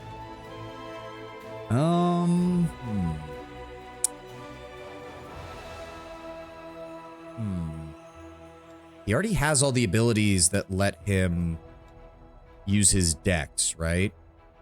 Yes. Oh, on attack rolls, right? Fighter's finesse. There we go. Yes. He's the benefit of weapon finesse, improved 2 weapon fighting. Wait, does he not? Does he not have... Does he not get his... Well, if we are going to take him down that path, we are going to want to upgrade his charisma. So I think his dex is okay for now. We'll do his 8th and his 12th level for charisma, and then his 16th and 20th level will go back to dex. That sounds good. There we go. Oh, and he automatically gets greater 2 weapon fighting and armor training 2. Nice. Which I believe... Yes, so his AC went up even higher because he has armor training on top of an adamantine full plate plus 2.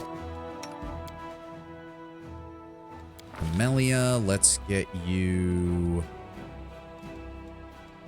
none of these are really good for you, and you're already kind of where you need to be for wisdom because she should not be casting spells at people. She needs to be casting spells on herself to improve her combat. Let's just go ahead and give her more dex. Trickery, mobility, thank you. And, ooh, okay.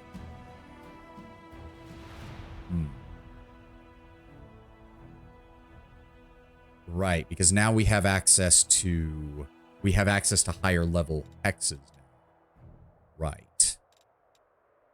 Intimidating display is decent for her because she can just use hex to get it. Battle Master. Shaman makes an extra attack of opportunity each round. This ability stacks with the attacks of opportunity granted by combat reflex. At 8th level, the Shaman gains the weapon specialization feat in the weapon of her choice as a bonus feat, and gains greater weapon specialization for the same weapon chosen for weapon specialization. This is probably the best choice to get her actual stuff on the front line, which means she needs to grab Rapier. There we go. She also gets Enemy's Bane. As a swift action, the Shaman imbues a single weapon with the Bane weapon special ability. Choosing the type of creature affected each time she does. The effect lasts for 1 minute. If the weapon already has the Bane damage special ability, the additional damage dealt by the Bane increases to 4d6. She can use this equal to 3 plus her charisma modifier. Oh, I should probably put another point in her charisma at some point, because that's part of the problem. All of her spellcasting goes off of wisdom, but a lot of her spirit hunter abilities go off of charisma, which is annoying. And Darren, we'll go ahead and bump your charisma up to a +6. Good lord. No. Use magic device.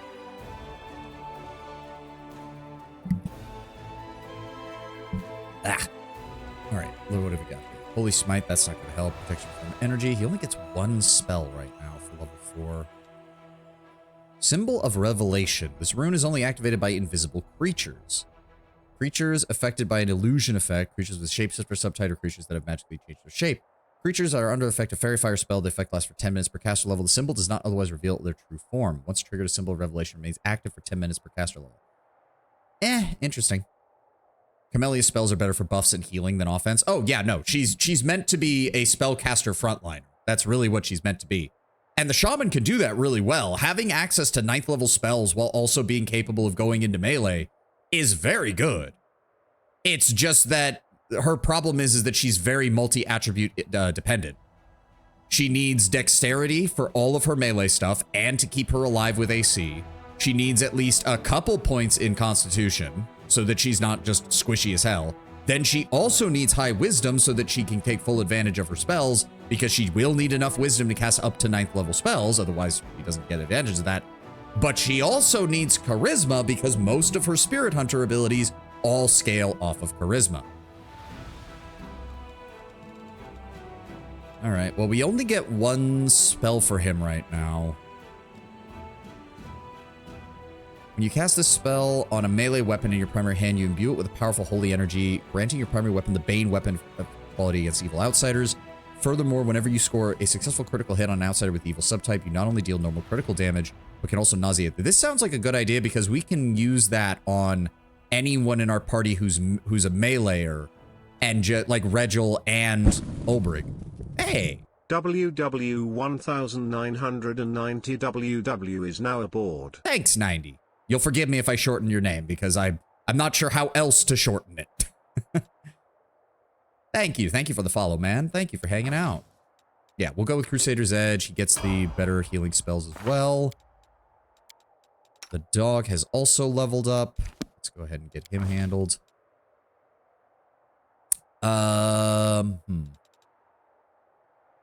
We gave it the 1 point of intelligence, which is all it needs to get to 3. I don't actually remember what the build suggested for him. Hold on. Darren.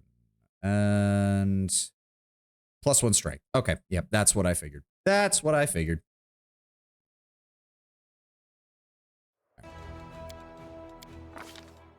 More athletics, more perception. Okay. Yes, I know. I know. Thank you. Okay, so what the hell? Well, we are already... Oh, did that count as a rest? I think it did, because the tired effect is gone. So unfortunately, that still means we need to deal with these incubi if we want to get to the rest of these things down here. Alright. Has anybody replenished? Nope, not yet. Let's give it a shot. If it fails, we might have to skip some time and get that and wait for some additional troops to be available. Yep, it's an entire army of fucking incubi. All right, let's start by just vaporizing one of them, hopefully. How much health do they have? Okay, so they have 600 hit points in total, basically, because it's 100 hit points. There's 6 of them, so 600 hit points in total. We have a very good chance of one-shotting these guys. That would be nice.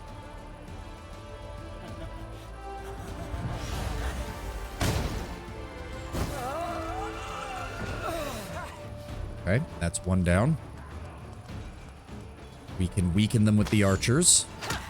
Not nearly as much as I was hoping for, good lord. And... Ow! Yeah, they just do morale-lowering abilities, don't they? Non-stop. Oh my god. Jesus Christ. Yep, Crushing Despair, 3 rounds. Ugh, minus 30 penalty to combat morale. Fuck! Okay, well... Move right here just to block off this area. We want to draw them in. Okay, I really don't like that I didn't get a chance to cast my spells again. Fuck you. Was that a second turn he just got? Alright, well, let's vaporize at least one of them, please. There we go, 6 down. Archers. Okay, let's go ahead and heal yourself, please. Oh, that was not nearly enough. Oh, fuck. Let's put a Smite Evil effect on you. Move closer this way. Send in our cavalry. There we go. Oh my god, please kill him. Yes, there we go. That's another one down. Okay, they're coming this way. They're coming this way. Actually, stay right here. Stay right here. Pull you guys back. He's gonna fire off another spell. Yep. Ow! Sons of bitches. We're taking a lot of hits. We're taking a lot of hits. Okay. Another fire spell here. Okay, good. Now damage them. We might actually lose some men this time. Wow, 1? You healed 1? Okay. Oh, oh, it's affected by the number of unit. Right, I should have used the healing spell. He's gonna kill this priest if I'm not careful. Weaken them. Infantry.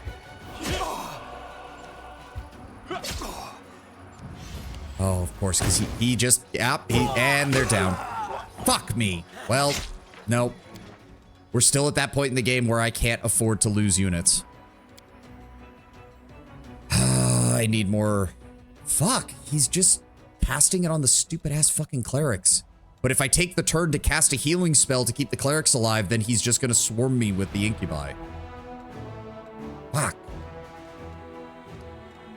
We might have to wait a few days and get some more troops. Because right now all we have are these guys as backup, but we can't even combine them because they're not the same unit type. What I wouldn't give to trade out these rangers for like 3 times their number in archers. Yeah, we're not going to get anything right now. All right. And we... Okay, the second we fight that army, the story progresses, and we're going to have a problem. So let's head back to our camp for right now. We'll rest. We'll sell off some junk. And we'll probably skip a day or two and see if we can get some more troops.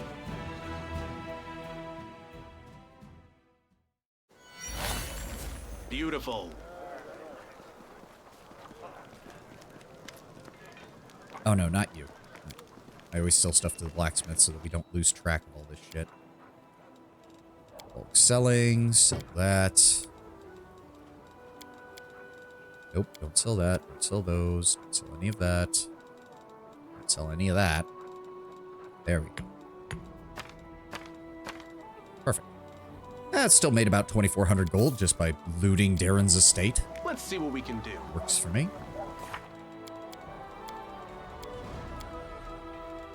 Let's see what to create. Go to the Heart of Mystery, make resin. Well, I would love to do this, but we can't do that until we get the Storyteller back. Nameless Ruins. Broken. Can't do that until the Storyteller comes back. And can't do anything about that. All right. Rest time.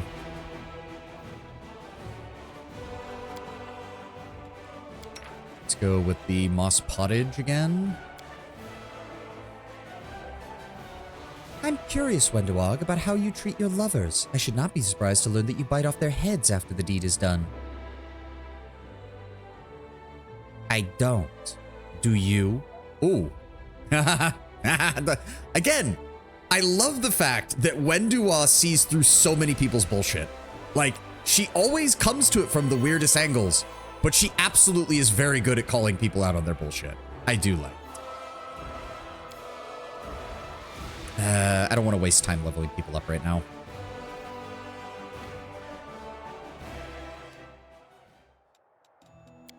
All right. Nope. We have to wait multiple days, I guess, until that comes back up and running. So, skip day.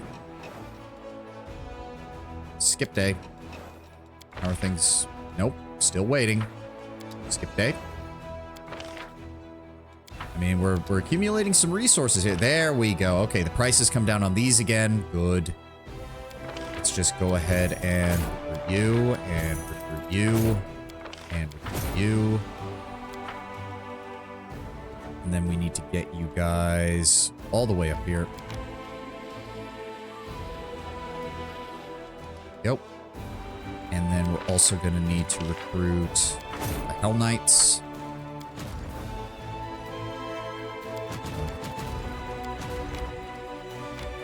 Let's go ahead and grab you. It's 40 more infantrymen for the front line, 26 more archers, 19 more clerics. Is that going to be enough to take them on? That's the question. And 13 more Hell Knights. His energy's fully responded. But the problem isn't the energy. The problem is the fact that I can only cast 1 spell per turn, and he's dealing almost as much damage to me with his Scorching Ray as I'm dealing to him. And those fucking incubi can just utterly wreck my shit. All right, well, we have to wait 1 more day because we don't have... All right. Oh, no, not load. Save. So Crusader decided to use my money for debauchery to fund his endeavor. I'm not sure I should be amused or annoyed. I mean, he did say to just wander around his estate, do whatever we want. I mean, that sounds to me like finders keepers, losers weepers. All right, let's try fighting the incubi again now that we've got a couple more units.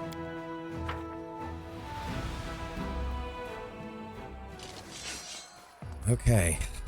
Yeah, we just need to vaporize as many of these as possible.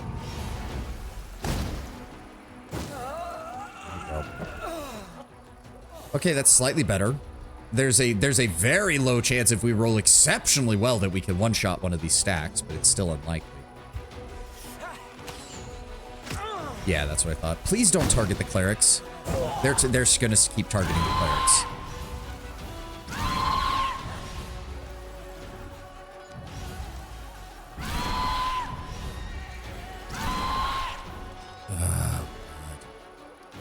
Yeah, and then I can't use, like, I can keep him alive somewhat, but there we go. That still wasn't the whole number of them. But I need, let's try to draw them in.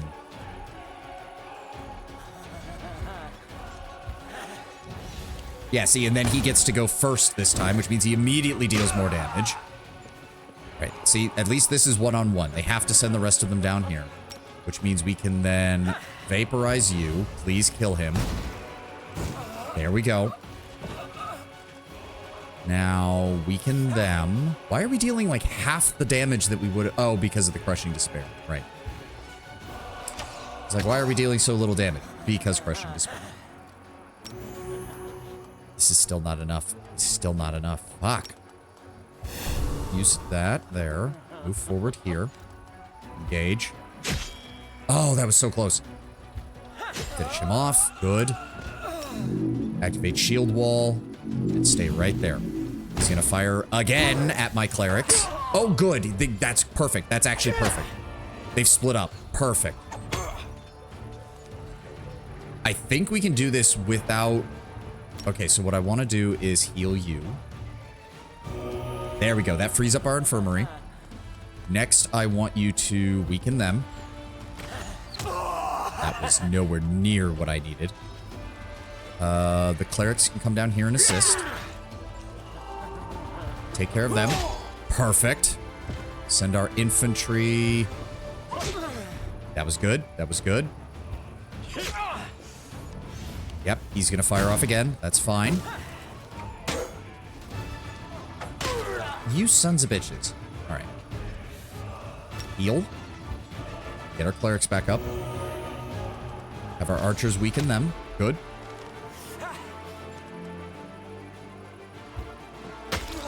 Wow, that was pathetic. There we go. We've got this. Minimal casualties. No problem, and we wiped them out.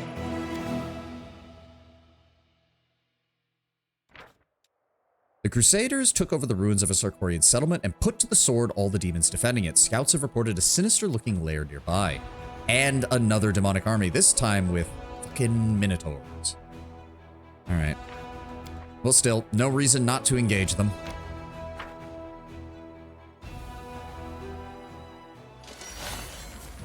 Okay, target the minotaurs. Target the minotaurs. Target the minotaurs. Target the minotaurs. Target the minotaurs.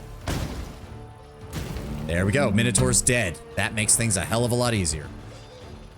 Cultist next. Let's go ahead and put that on you. Move up.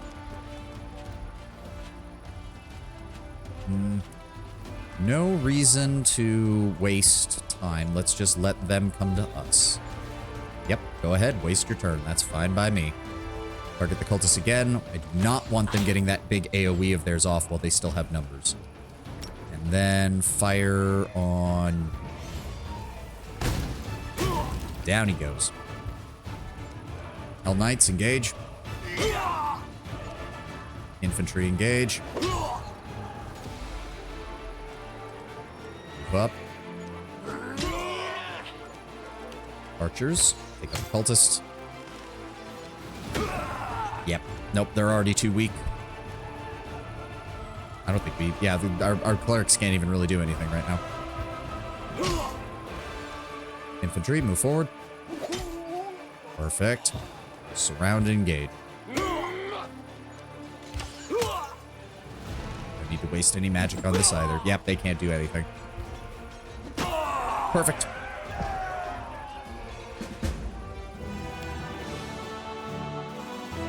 I think that means we should be able to handle the larger Minotaur army, because if we can one-shot the Minotaurs with spells and arrows, we'll be good. Keeper's Canyon used to be an important relay point for the river traffic between Dresden and Canabras. Now this small but once thriving port lies in ruins, but its sturdy harbor may still come in handy when supply ships from Mendev arrive. Nice. So we got two. We got one force with a bunch of Minotaurs. Gets us an unholy symbol of Rovagug. And Raiders, light cavalry. Oh, right, light cavalry. So that's the enemy's, like, raiding force. Let's try to go after them first. Don't let them escape. Yeah, they get to go first. That's what I fucking thought. All right. So the Raiders are fairly weak. Let's focus on vaporizing the cavalry. Good. Now let's... Ooh, we can do very little damage to those Raiders. Let's weaken the light cavalry. Oh, they're coming in fast. Okay. Smite evil on you. Then fall back. Let's have our cavalry reposition here. Some damage. Yes, hold on. Take them out. Pull you... Put you in defensive mode and pull back here. There we go. They can't flank us now. Perfect. Hit those raiders. Okay, we are still taking some damage, but that's fine. Heal others, get our footmen back up. And send in the Hell Knights. Oh, perfect. Down you go. Okay, now we hit the raiders with a fire spell. And now we engage. There we go. Ow. Dick.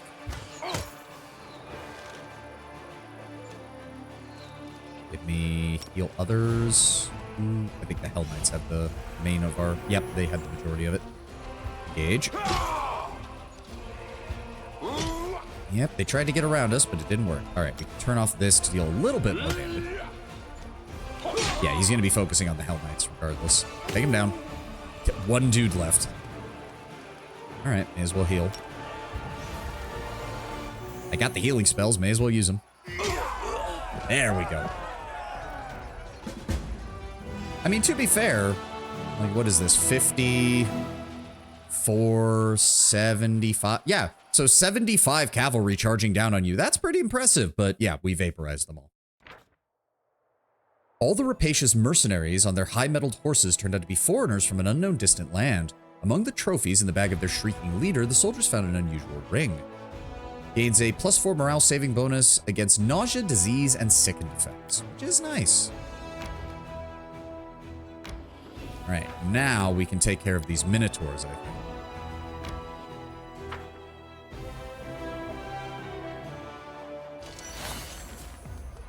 Okay. So if we set up properly, only 2 of them can approach us because this area is only 5 squares wide. Let me see here. Axe throw. Okay, they do have ranged units. That needs to be dealt with first. Almost. They've been weakened. Let's try to weaken the Vanguard. What is the one down here? Hold on. Can I? There we go. Okay, it is another unit of axe throwers. Let's go ahead and weaken you as well. There we go. Let's go ahead and put Smite Evil on you, because you're going to be closing the gap real fast. How far can they move? Just far enough. Let's move our infantry up here to form a defensive position. Infantry here. Turn on shield. Infantry here. Yep, he's moving forward. He's throwing. Only 1 damage. Good. That one's throwing, and 8 damage. That's why we need to deal with that. Okay. Let's go with fire on you. Oh, that was beautiful. Perfect. Now archers take them. Jesus, almost 100 of these fuckers. Heal self. Perfect. I want you to block off. No, don't move forward just yet. Stay right there. Engage them. Good. Engage them. Good. And then I need you to block right here. He's gonna swing. Oh, okay. He does AoE damage. That's unfortunate. He went all the way around. Fuck. I didn't realize I left that much of a gap. Fuck. All right, that's fine. That's fine. We can deal with this. We can deal with this. Give me arrows on you. Or not arrows, fire spell. He's down. Now kill the Minotaur Vanguard. Thank you. Clerics, get me... I think the Hell Knight is still taking up more room than the others is the problem. Let's get the archers back up. That's better. All right, Hell Knights. Good. Infantry. Perfect. He's going to throw at the clerics. No, he threw at the shield bearers. Nice. That makes things easier. 100 Minotaurs were just slaughtered. Or, well, 96, but close enough.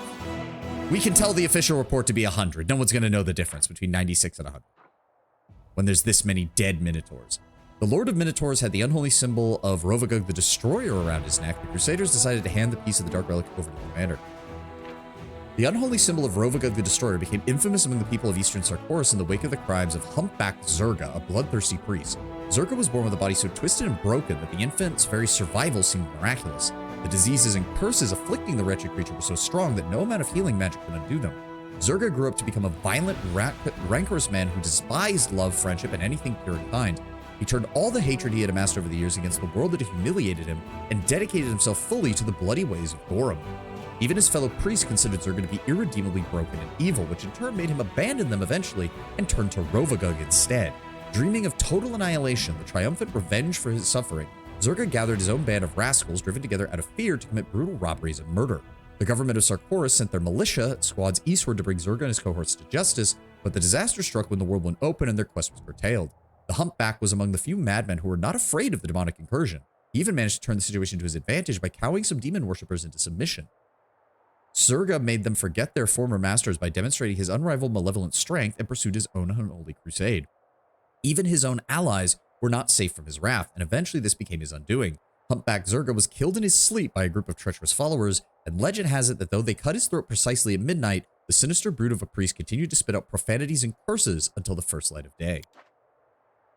We also picked up an Orc Double Axe +2. All right. Nobody uses an Orc Double Axe, so it's just going to get sold, but hey, you know, money is money. There we go. Now we have... all units in the army have +15 bonus to combat morale per level of this feat. -15 penalty combat to enemy morale. Infirmary size rises by 5% per level of this feat, and the general gains 10% more experience points and additional feat at level 20. This sounds useful, quite frankly, just to get our level up as fast as possible. I wonder if we have the capability to take on those giants now. We can try. Why not? Let's try it. Because I think that's the last enemy we need to clear before we can start on that.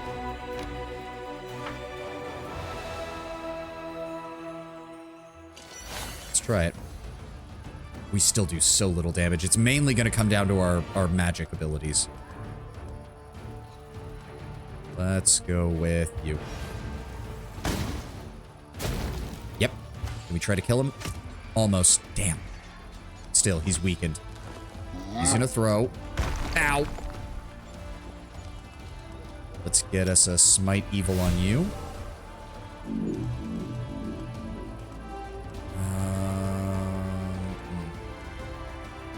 So he's blocking the way, and he can't move very far, so in actuality, there's kind of no reason to move forward from here. Pull back by 1. Yep, our turn again. Give me fire. Let's go ahead and do that on you. Oh, pardon me. There we go, much weaker. And now shoot him. Down he goes. He's going to throw and do way less damage this time. Yep. Ow! Okay, that filled up our entire infirmary. Fuck me. Ow. Get those guys back up. How many archers did he kill? What the shit? Okay, that was not what I was expecting. We need to weaken this guy now. Okay. Okay, fire. Okay, there we go. Down he goes. Actually, if that's the case, we want to hold off. I need to get this infirmary number down. Yes, I'm aware. Thank you, game. All right. Heal others, archers. There we go. Now we're doing good. Heal others, archers. Get them all back up. All right. Get over here. Perfect. You guys can't get over there. You guys can't get over there. Archers, take him down. Oh, for fuck's sake. He gets to get one more rock off. Ow. All right, you can't do anything. Hell Knights.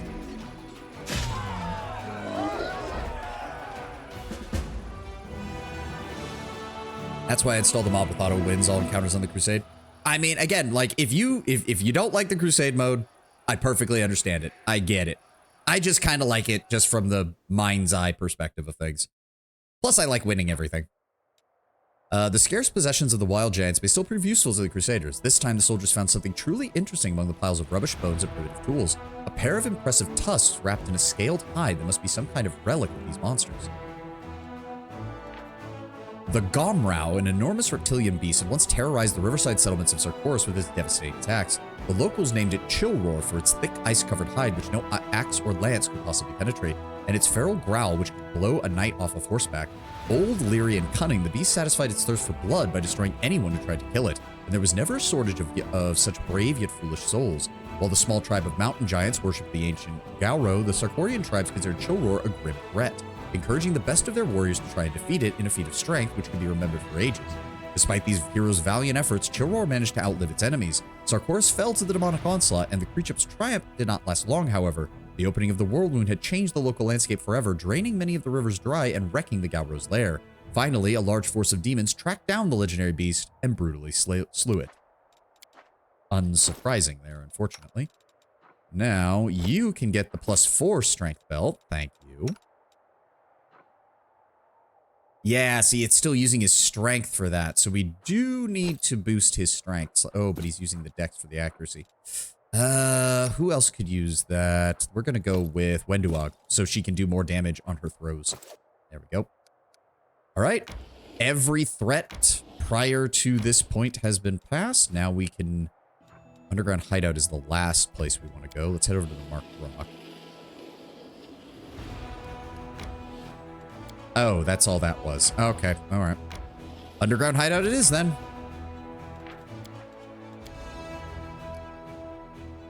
Which... Oh. I have not...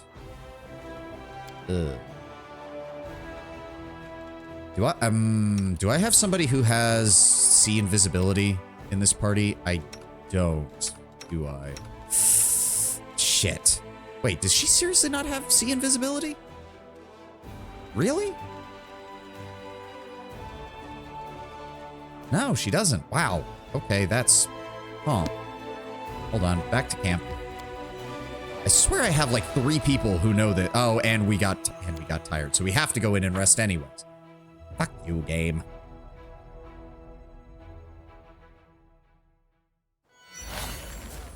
Here we go. Let me also just go grab a scroll. Actually, yeah, let me just go grab a scroll of it. He should have some. Sort by... No sorting, just... Because it should be by... No, it's not going to even do it by name, is it? Protection, remove curse, neutralize poison, death ward, protection, protection, protection. Well, no, I know. Oh, no, I know what I can do. We'll just drop Chameleon, take Woljif. We'll just drop Chameleon, take Woljif. He still feels the mobility part, and I know for a fact he has that. So we do need to level him up. Shit. Yes, he does have see invisibility, so we're just going to go ahead and throw that in place of Sense Vitals. Who did I give see invisibility communal to? Is it only Nenio? Yes, Nenio's the only person I put that on. God damn. Fair enough. I do need to level you up. So, level 8 Eldritch Scoundrel. Let's go ahead and give him another dex point. Buff those skills up, please, Woljif. And then... gets... what is this? Just a rogue talent?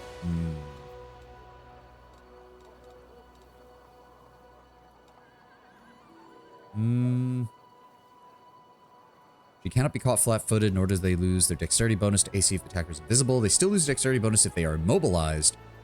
Character with this ability can still lose their dexterity bonus to AC. Okay, hold on. What does the Woljif build that I looked up suggest for this?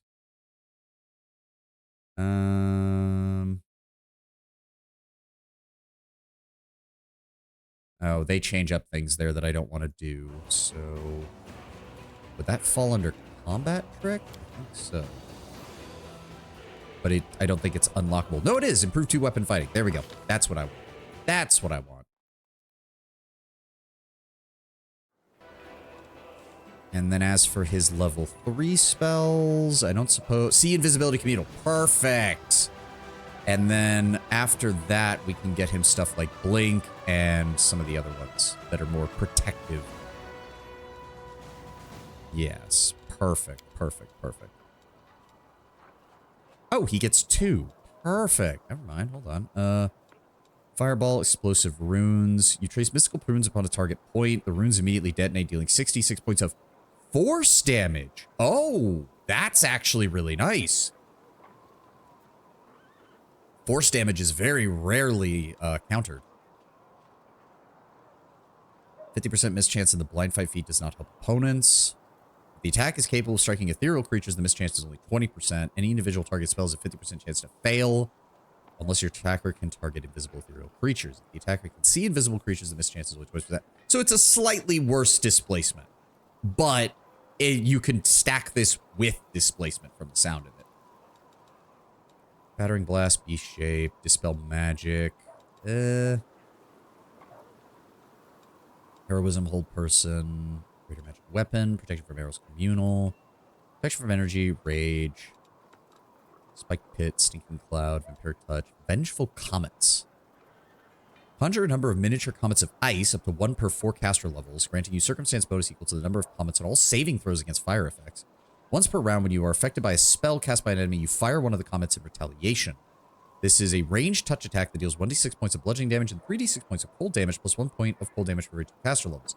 If the spell you retaliate against has the fire descriptor, you fire an additional comet. Hey! Hey, welcome, Jen. Welcome. I'm doing great. I'm doing great. We're making progress through Wrath of the Righteous. I'm having a good time, and honestly, got nothing to complain about right now aside from my horrible sleep schedule, but hey, that's on me. Yeah, let's go with Protection of Arrows Communal. He's got improved and greater 2-weapon fighting. Good. That's what I want to see. And then I need to see your spellbook, Woljif. There we go. Get me that See Invisibility Communal. We don't need the individual one now then. Let's go with Sense Vitals there. And grab a second mirror image. And then as for this one, go with, you know what? Magic Missile. A nice backup guaranteed damage is nice. So we've got displacement, haste, and See Invisibility Communal. Protection from arrows isn't as needed here. Perfect. All right, let's go rest.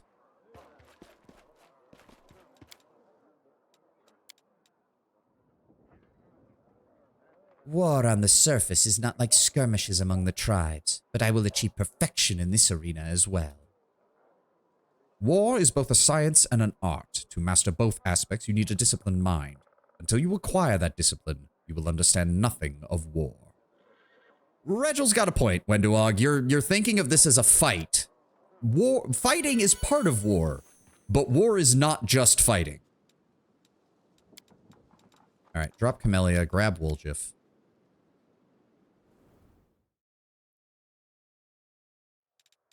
There we go. Now make our way back to the inconspicuous hideout. Perfect.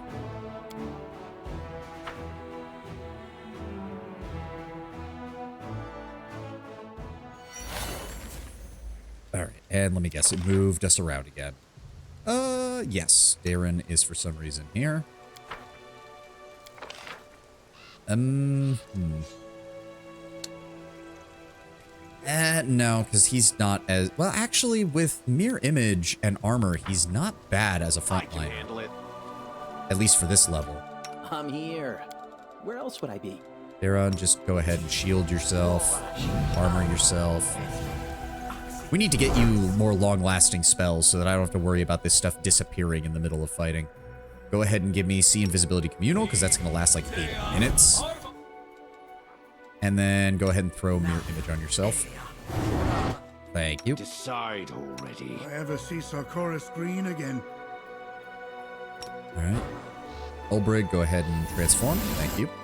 I'll prove I am the best. Darren, go ahead and give us a bless real fast. Thank you. Can't Alright. make the demons wait. We should be good to head out now. Masterwork Dagger. An L. Ulbrig. Thank you.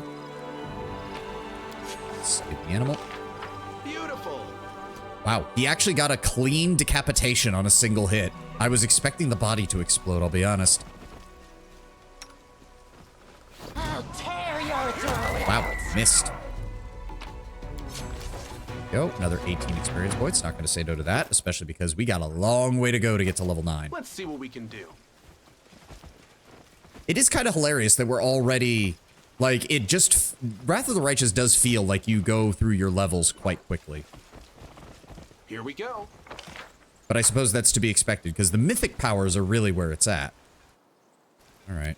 All right. Bodies covered in terrible wounds. It's clear that they were left not by an animal's teeth, but by a skillful torturer's hand. I can handle it. Alright. There's definitely demons down here, then. I vaguely remember this area, and I'm pretty sure there's like a big ambush inside the cave, which is why Lord Brown Bear both suggested I not come here initially, and why I have prepared all of our buffs beforehand. Oh, wait, what? Missed the... Oh, there we go. Hey, another magical essence. Good. Kind of good. Wanted to start editing my solo run, but I don't have enough energy for that, plus it's getting late. Yeah, and I don't even do editing, and I'm still... Why are you up there? Hold on. I'll have my guy run back up there and talk to them. Didn't even realize you were over here. Why are you here? This doesn't even have anything to do with any of side quest. The absence of an answer is an answer too. Yeah, well, Let's see what we can do. you guys are annoying. That's all I've got for that. Alright, yes. Whole upper area is clear. Let's just get inside. We have See Invisibility, so hopefully any ambush gets handled. I don't even remember what's in here. I just remember. Ah, there we go. Incubi. Incubi. Fuck. Okay. Oh, the waiting's never fun. Shit. Okay. How do we want to do this? How do we want to do this? We could start with that, but then we kind of have to just run in and go. Should we proceed? Let's see here. Ooh, it boosts AC attack and damage rolls. Does not improve saves, unfortunately. Shit. Who, me?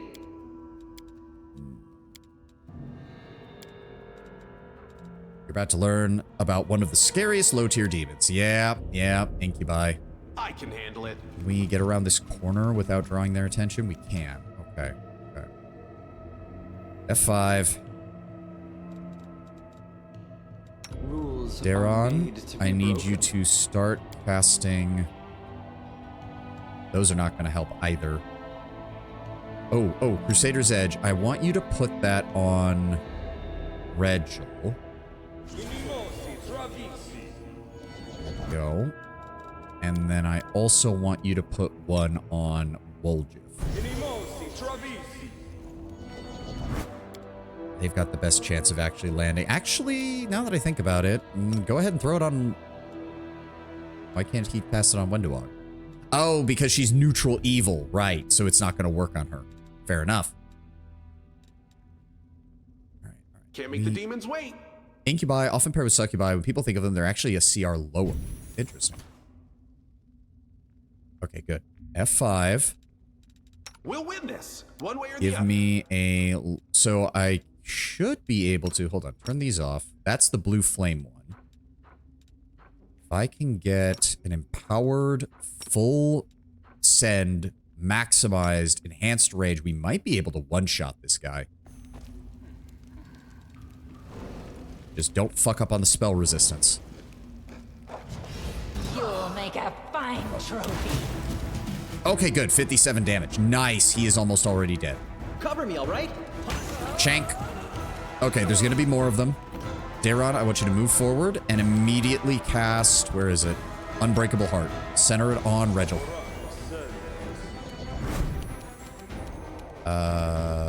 Why did that not... Oh, I thought that was an AoE. Oh, I'm an idiot. Okay, well, this is going to be a problem. Windowog, move forward. Okay, send the dog in. There we go. Oh, despite having wings, they can be knocked over. Sucks to be you. Retreat is not an option. What did he say? When I lay my hands on you, death will seem a relief. Ugh. Whereas succubi are formed from the souls of people who would foment lust in other people, incubi are formed from the souls of sinners who indulged in violent lust. To this end, most incubi are sadists who revel in causing physical pain. So it's let's be honest, it's mostly rapists. Let's be honest, it's probably the souls of mostly rapists. These particular impi don't seem to be too concerned about indulging in lust. Instead, they're sidelined in favor of causing purely torture, deep and imaginative thrills. Yep. Okay, there's definitely more of them. My tail is twitching. Guarantee Must be a there's more. sign. Woljif, This is my kind of work. do we see any? I don't like how narrow this path is. I really don't. Might be trap. Okay. Might be trap. Can Can see we that. retreat already? Oh no, it's Will of the Wisps. Okay, they're wasting their turn moving. That's doable. That's doable. Shit. Woljif? Fuck. Oh, hold on. Flatfoot. Invisible, but we see invisibility. That's fine. No problems there. Woljif, give me haste. Drop it on the whole party now. Ulbrig, I'd really appreciate it if you could hit them. There we go. Yep. Not as strong as... Yeah, nowhere near as strong as they were in the fucking... Regil, I want you down here. There's another one. Is he going to be coming this way? He is. Huh. Out of my sight. I thought this whole... Oh, there's more of them. Yep, there he is. There he is. All right, switch this down to here. Go with the regular blast. Let's just go with empowered and fire. Oh, we need to use the extended range. There we go. Go after the weakened one. And, oh, immune. He's immune to Kineticist Blast. That's great. And the dog cannot find a path to the target. Oh, that's not good. Get him out of the way. He's too big then. Windowog. Windowog? Why can't you move here? Now attack. There we go. Damn it. She was really close to actually killing him. Zap you. Why not both? There we go. Thank you, Wolf. Huh. I could have sworn this place was more difficult before. I distinctly remember having problems with this place the first time I came here. This is my kind of work.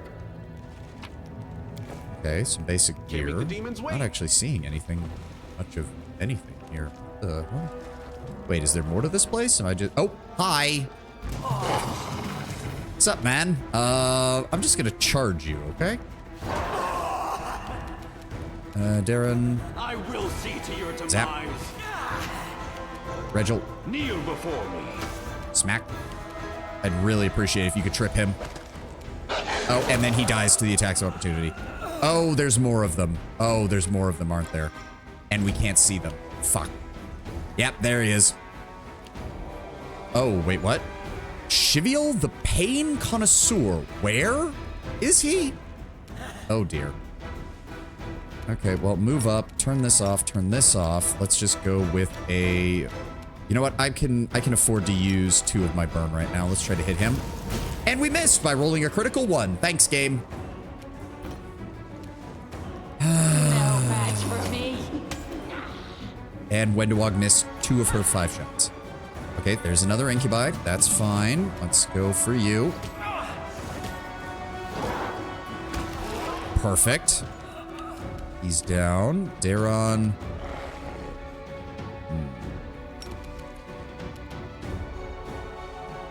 Darren, I would like you to summon up some undead. Why does he have to go all the way over there to cast it? He shouldn't. He should just be able to mark over here and he'll have clear line of sight. What the fuck? Okay, move here.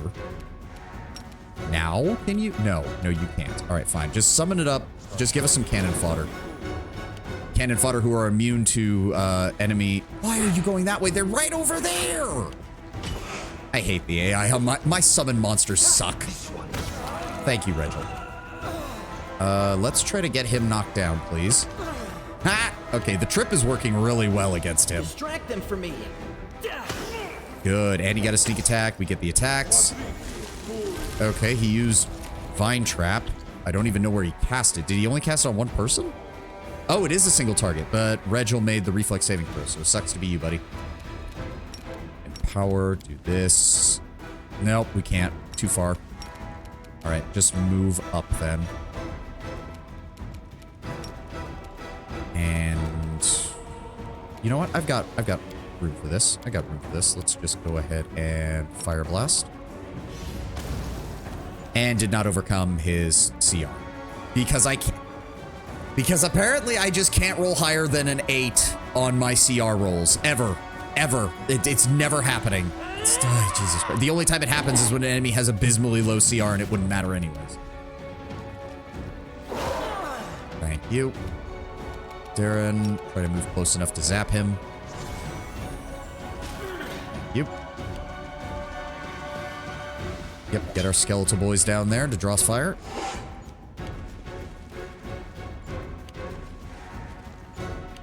Regil, so I'm assuming this, what is this doing? 1 minute, 30 seconds. When the spell is cast, the subject becomes paralyzed and entangled, though a successful reflex save negates the paralysis. Each following round, the subject may attempt a new saving throw to end both paralysis and entangled. Takes 2d4 points of piercing damage each turn from the sharp thorns. Damage is considered to be cold iron for the purposes of overcoming damage reduction. All right. Press the attack. What do you mean? There we go. So move you down here. Go over here. Retreat is not an option. Can we trip him again? Glorious. Get fucked. We'll just stab this man while he's down. Thank you. Alright, that actually worked out pretty well. The haste spell plus C invisibility made things a hell of a lot easier. Beautiful. And that's one of the demonic incubi commanders taken care of. What did you... Ooh! Masterwork Scimitar. A chainmail of camaraderie. Whenever the wearer of this +3 mithril chainmail flanks an enemy, the wearer gets a +2 bonus to damage against flanked creatures. If you have an outflank bonus, the damage bonus increases to +4. That would be great if the only rogue in the party was an Eldritch Scoundrel who can't wear armor. Great going, game. Belt of Physical Flow, that's nice. And a Cloak of Resistance +2. Belt of Physical Flow, that would be amazing on Wendewog. Here you go, Wendewog, baby. Oh, yeah.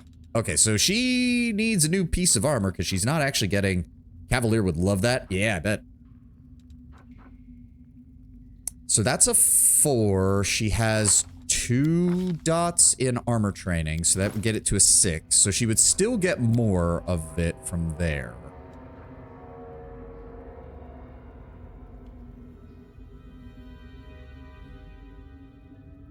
Oh, wait. +3 mithril chainmail flanks any enemy. The wearer gets a +2 bonus to damage against flanker. Oh, it's affecting from the flank bonus, not sneak attack. Oh, so it still works for her. It should still work for her, I think. He doesn't want that. It is still chainmail, so it couldn't work for Olberg even if I wanted it to. What else did we... We did get a Belt of Giant Strength.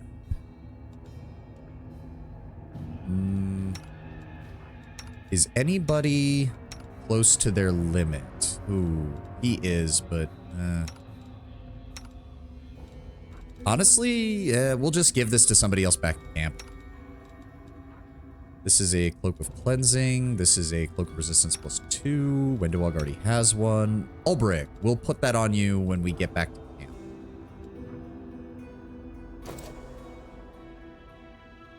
Now that we've got this place cleared out. Okay, some alchemical ingredients, some basic loot. Can we try to get this skill check? This person's murderers were masters of torture. Judging by the wounds, they tortured him for weeks before he died. Yep. Drukari levels of shit from these incubi. Yep, and just some basic gear. We've taken everything else from them. Alright. Oh. Oh. Righteous Crusader's Ring.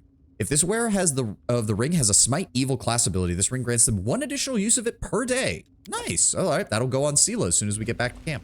I can handle it. That means the poor bastard they had strapped to that table was a paladin. No wonder he was able to last so long. I imagine incubi quite enjoyed having the opportunity to torture those.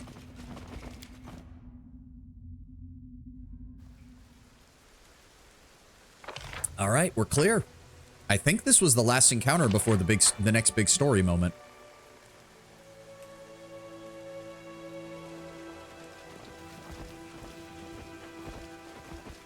So we should be able to return to camp, rest, re-equip some people, sell off the stuff that we picked up, and then move from there. Probably about to start getting exhausted. Oh! Traveling merchant. Wait, is this a Skelly merchant? Because he shows up in this game too, doesn't he? Hey, Skelly merchant! Skelly man.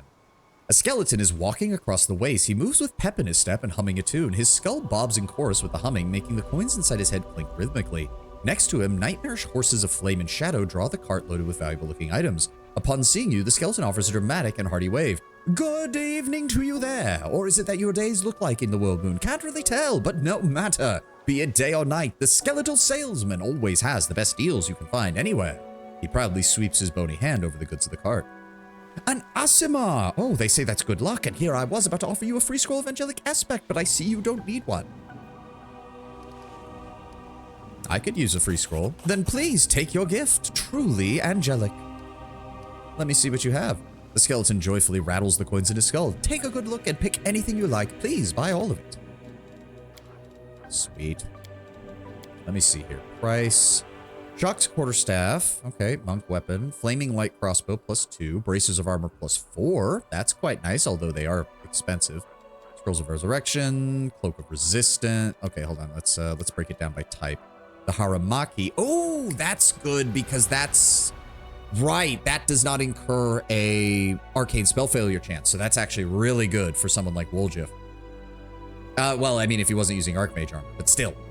It's also good for me because it doesn't cause any downgrades on your... You don't have to worry about max dexterity with it at all, and you still get a armor check. Or you actually get a bonus to your armor.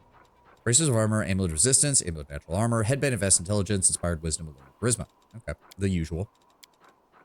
Lesser bolster meta magic, right? Bolster increases it by a level or something? 2 more points of damage per dice rolled to the targets. Right.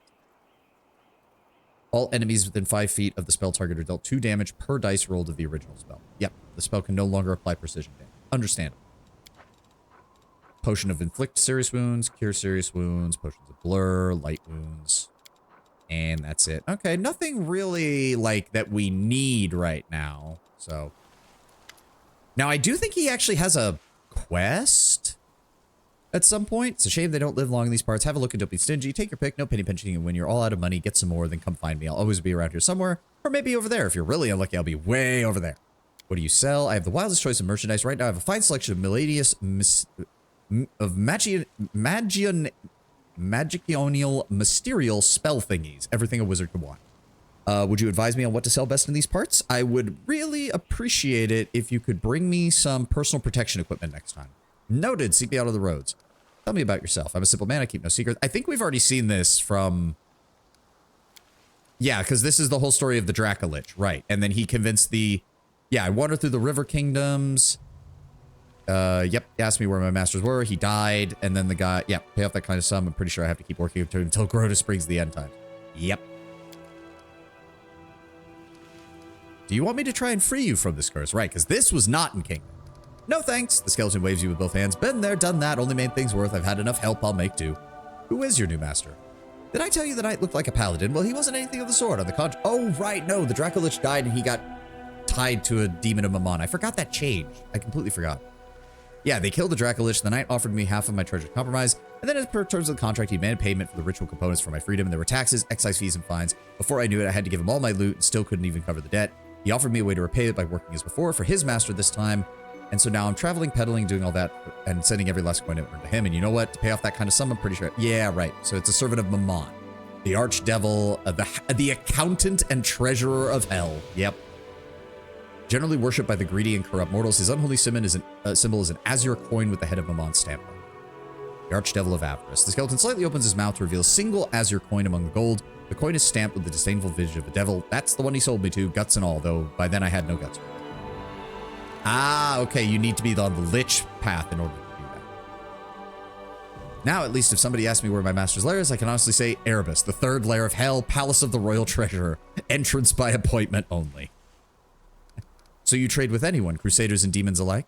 You bet. What do I care about what side of yours is winning anyway? Both are buying my wares, business is booming, everybody needs a weapon and a good set of armor. You sell one thing, the next day they bring it back all ragged and full of holes looking for a replacement. Sure, this war will probably end one day, maybe the crusaders will finally patch up that abyssal hole, or maybe the whole region will fall through it. That's when I'll pack up and go somewhere else. Galarian's a big place, I can always find customers. Alright, thank you, Mr. Skelly Man. Hopefully you'll bring me something good next time.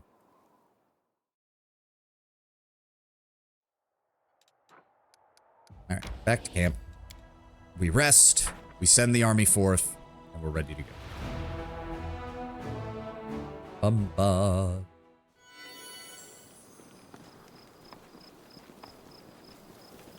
Blacksmith, I need to sell you my junk. There's that. Nobody uses the double axe, nobody's using the scimitars. Breastplate plus 2. Medium armor. No, he's already got a heavy armor that's that, so that's better on him. Oh, we can put it on Darren. Good. Don't want to sell any of those. Don't want to sell any of those. Definitely don't want to sell any of those. Don't need to sell any of those. And nothing else. All right, 3,000 gold. Not that much, but we did get some good items from that, so... Let me give you this ring, Sela, and then I'll also go ahead and... Yeah, nobody else really needs it. I'll go ahead and give you the Belt of Strength. And Social, you can have the Cloak of Resistance. No, wait. We wanted to put that on Ulbrig. You can have the one that Ulbrig was wearing. Swap you out. Here. What was this one? +4 morale bonus on saving throws against disease, nausea, and sickened effects. Most of the time, our frontliners are the ones who have to worry about that, so... I'll go ahead and throw that on you, Ulbrig, so that way if you do encounter anybody who does stuff like that, you're able to not get affected by it. And... no, not Social. Darren, there you are. That gets you another point there. We don't need a breastplate +1, so we can go ahead and sell that. Thank you for the additional 338 gold. We do have a good amount of money.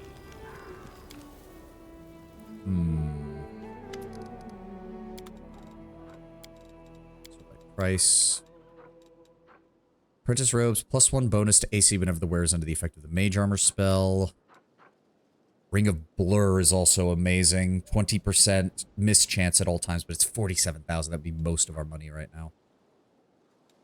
I'm not so sure about the rest of this. Ring of Enhanced Summons. Do you even have a ring right now, Darren? You do not. That's not the worst. At least for right now. Yeah, we'll do that. Give me that. We'll throw that on so that our cannon fodder, when we have him summon them, will be a little bit more effective at actually hitting things. Thank you. Don't want to spend too much money, because we're still at that point. There is so many high-level stuff that requires so much money in this game. Wendewog, you got anything to say? Nope. All right, let's rest, and it'll be time to move the story forward. In fact, while we are here... Nothing there, nothing there. Let's go ahead and just put you guys away so we're not wasting room. Keep you. Keep you. Keep you. Good. Rest. Moss Pottage for the additional skill checks. Your place is on a gallows, thief. And not in a company of crusaders. Ooh, going for the gallows today? Very nice. Did you get lucky last night or something? Usually you're threatening me with a pyre. That does sound about right. And no, what probably happened, Woljif, was he probably got like a good report from all the Hell Knights. So Regil was just in a particularly happy mood. All of his Hell Knights did their job. No one needed to be reprimanded. That's about as close to a good night as he's going to get. All right, well, the party composition doesn't matter because we're about to run into the next story event. And I know what happens because I distinctly remember this place because the first time I went through it, I just about wanted to kill the person who designed this encounter. All right, pursue them.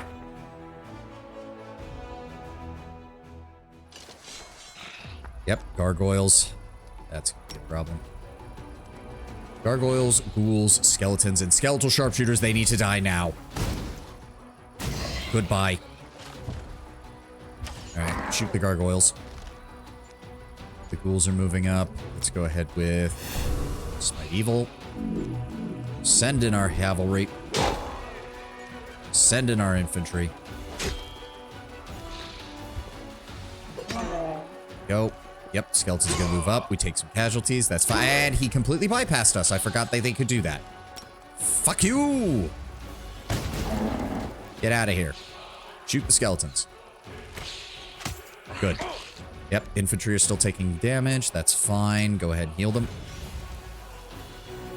Perfect. Cavalry. Engage. Nice. Oh, and we get a second movement. Nice. Hell Knights continue to prove their worth. No losses. Not even an injured. We got them all up, and we wiped out an entire force. 12 gargoyles, 36 ghouls, and over 100 skeletons. Yeah, those sharpshooters were more dangerous than that entire army. Like, that's how I know the problem with that. All right, we're going to encounter more of them coming up ahead. What are we dealing with here? 2 sets of sharpshooters, 2 sets of ghouls, and a unit of gargoyles. Ugh. Take him down.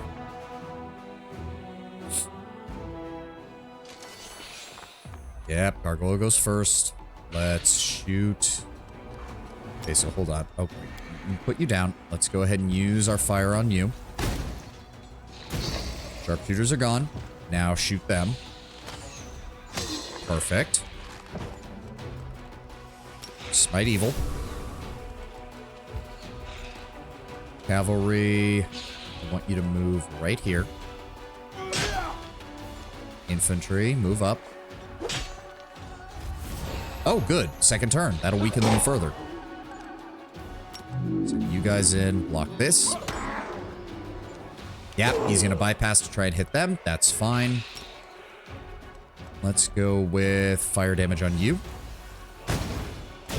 Goodbye. Shoot them. Shoot them. Thank you. Yep, they're going to try to engage our infantry. That's fine. Smack. Now send in the cavalry. Good. Now send in the infantry. Yep, this is already almost over. Perfect. Oh, that was not enough damage to kill him. Huh. There we go. Literally 1 gargoyle left standing. It took us 2 full turns to kill him. Yep, another force of demons taken care of. More ghouls slaughtered. Soldiers have come across a group of raiders on fatigued horses. They were desperately fending off a demon attack after what had clearly been a long pursuit. The Crusaders slew the fiends and questioned the travelers. The riders turned out to be escaped prisoners from a demonic mine just outside Dresden. They'd killed their guards and stolen the horses. According to them, their guards knew nothing of the commander's forces, so hopefully his offensive will continue to catch Dresden unaware. Having driven out the monsters, the Crusaders discovered that which had drawn their attention, graves. During their retreat from the Lost Chapel, its last defenders stopped here to bury their comrades whose wounds were too severe. The clerics could sense the god's blessing on the ground where the faithful warriors were laid to rest. Nice.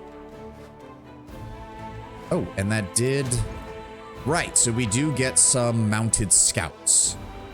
Again, not that useful though. So they'll join up with these guys.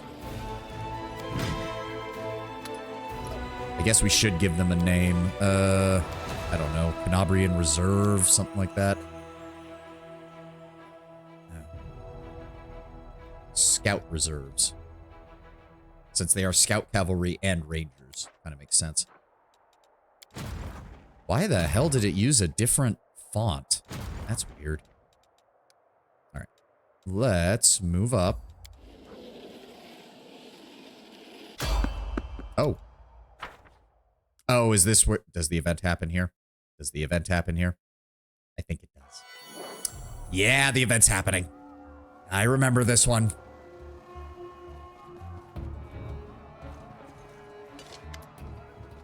You awake in the middle of the night to screams and sounds of battle. A moment later, Anevia bolts into the tent. Commander! Are you alright, Priest Tesna? We're in trouble. The camp's under attack.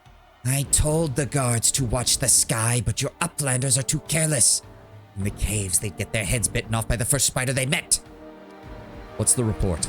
It's a complete mess. Camp's on fire, winged beasts attacking from the sky. They're snatching anybody they can. We need to mount a defense and quickly. Gargoyles, then. Well, we can't really see them. All I can say is they're attacking from the sky, not charging us from the ground. The huntress remarks calmly. Dangerous beasts, large and bulky, fast. I hit a few, but arrows and other weapons bounce off their hide like it's made of rock. Even with this vague description, it's clear enough. You're right. The camp is under attack by gargoyles. Oh, and there's the ad. Perfect timing. We're going to take our usual break here. I'm going to go refill my water, and I will be back in a moment.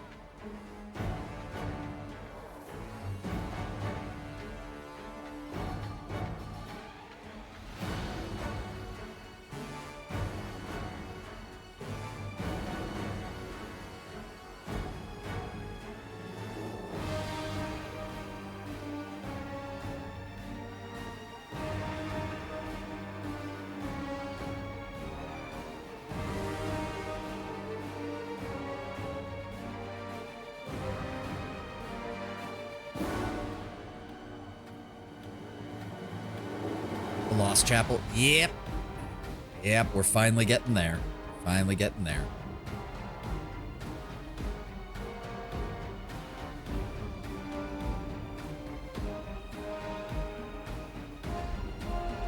Just gotta wait for the ad to finish. I don't think there's anything else in the dialogue. I see to arms. Yeah, they're just gonna walk out and then, yeah, we are very restricted in who we get to keep in our party right now, unfortunately.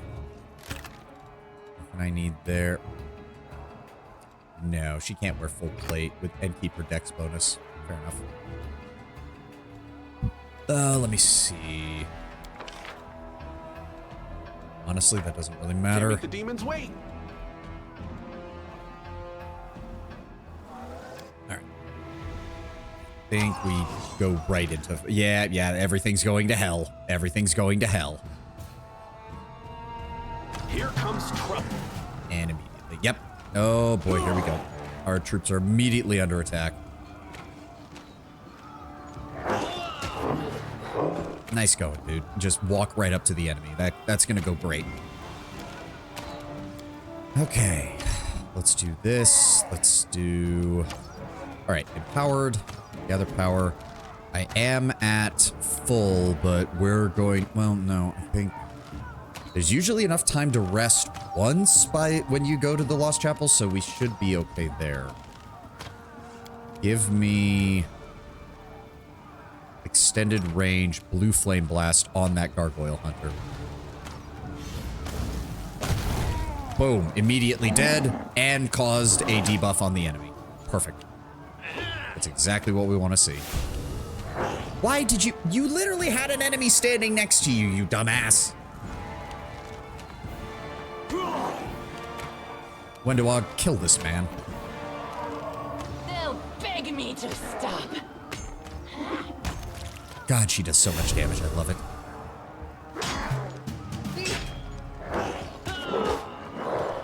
Yeah, pretty sure he's dead. Alright, let's go with just the regular extended range one on you. Did we? Oh no, we hit him. 37 damage. Okay.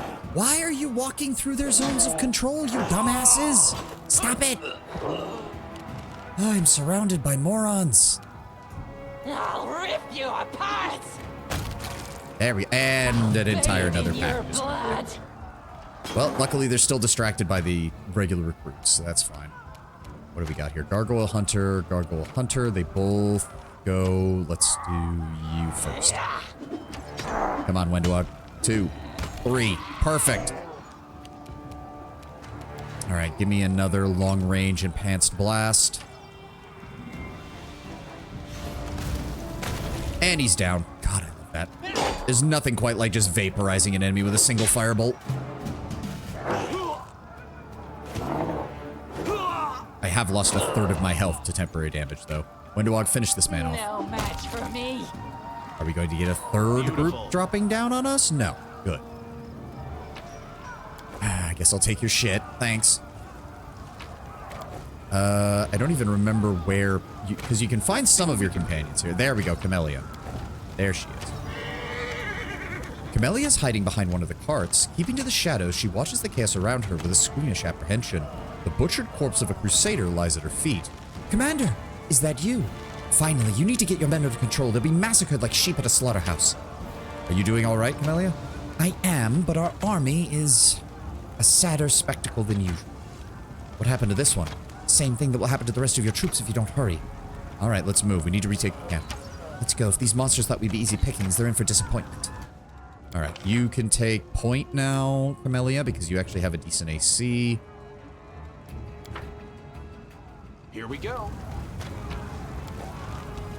Anything else? I don't know. I know some stuff like spawns in for this map, but I don't remember what.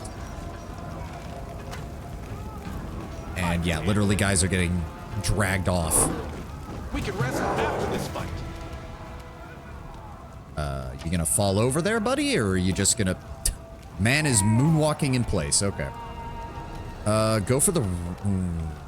How much health does that half-fiend gargoyle? 83, so we probably can't take him out in one hit.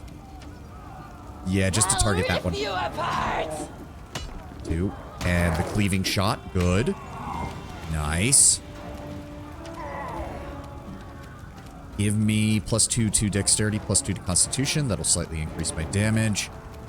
Then we'll just go with a regular shot on you, empowered. Good damage. Good damage. Camellia, I need you to just move up and... You might be able to kill that one. Wide open. Thank you. Good. And hold person. Will save succeed. Fuck you. When do I throw axes at this man's face? Stop. Thank you. Can't make the demons wait. Another dead crusader. Well, thank you for the healing potions, guys. Nice to know our army has healing potions for everybody. Kind of hilarious in hindsight. We actually are decently provisioned. I don't remember where you're supposed to go to find some of your other party members. Like, some of them are here, some of them have already gone. I don't remember how it goes exactly. Let's see what we can do. I also have no idea where Ulbrig's going to be because, again, he wasn't in the game the last time I played it. Ah, Nura. Nura's panicking. She's running up and down, looking around frantically, and she casts about and noticing you, then dashes right towards you. Commander! Commander! What's going on? Please save me! Why do you have a vial of alchemist fire? What? Where? Nura looks at the vial on her belt as if she's seeing it for the first time. Ah! Gargoyles! Ripping the vial from her belt, Nura throws it at the approaching monsters. And misses entirely. Can't help but notice that. Save the last one for me. Alright, Windowog. How much health does the Gargoyle Hunter have? 42? Oh yeah, kill him first. No match for me. And you rolled 2 natural ones out of 4 attacks. That's real impressive there, Wendowog. And of course they get to go first. Fuck you. Alright, well. Give me standard fire blast on the Gargoyle Hunter. Good damage, 33. Melia, it'll be fine, just hold out. Windowog, target that one. I'll rip you apart. There we go. Kill is And finish him off. Perfect. Melia stabs him in the throat. Here we go. And then Nura dips on us. Of course she did. That's Nevia's. That's Nura's tent. That's their tent. I can handle it. Other body over here. Again, I don't remember. What is that? Irabeth. Okay, so Irabeth is here. I don't remember what else is around here. I also don't think we can. No, we can't get through here. So that's barricaded off. This is barricaded off. We have to go over where the infirmary tent is now.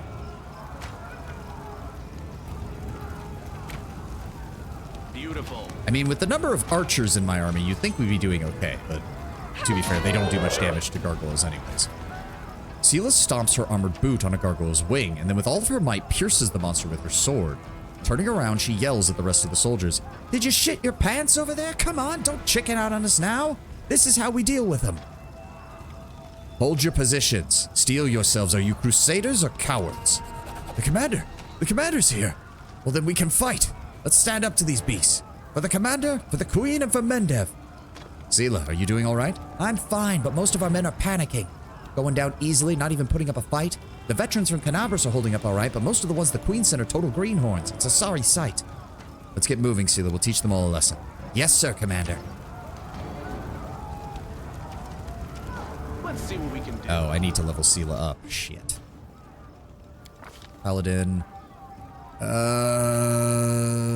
She already has an 18 in charisma, which is actually about as high as she needs it to be. So let's just start pumping her strength more. Boom, boom, boom. Yeah. Good. Oh, axiomatic. Good. That's one of the best things you can get for her divine weapon. Very nice. She does have a higher armor class than Camellia, so we can reorganize here. You there, Camellia directly behind there, and then me and Wendowog behind. Perfect. Here we go. I think everybody else has got... Oh, Ulrich's here. Don't tuck your tails and run. Fend off the beasts and chop off the wings.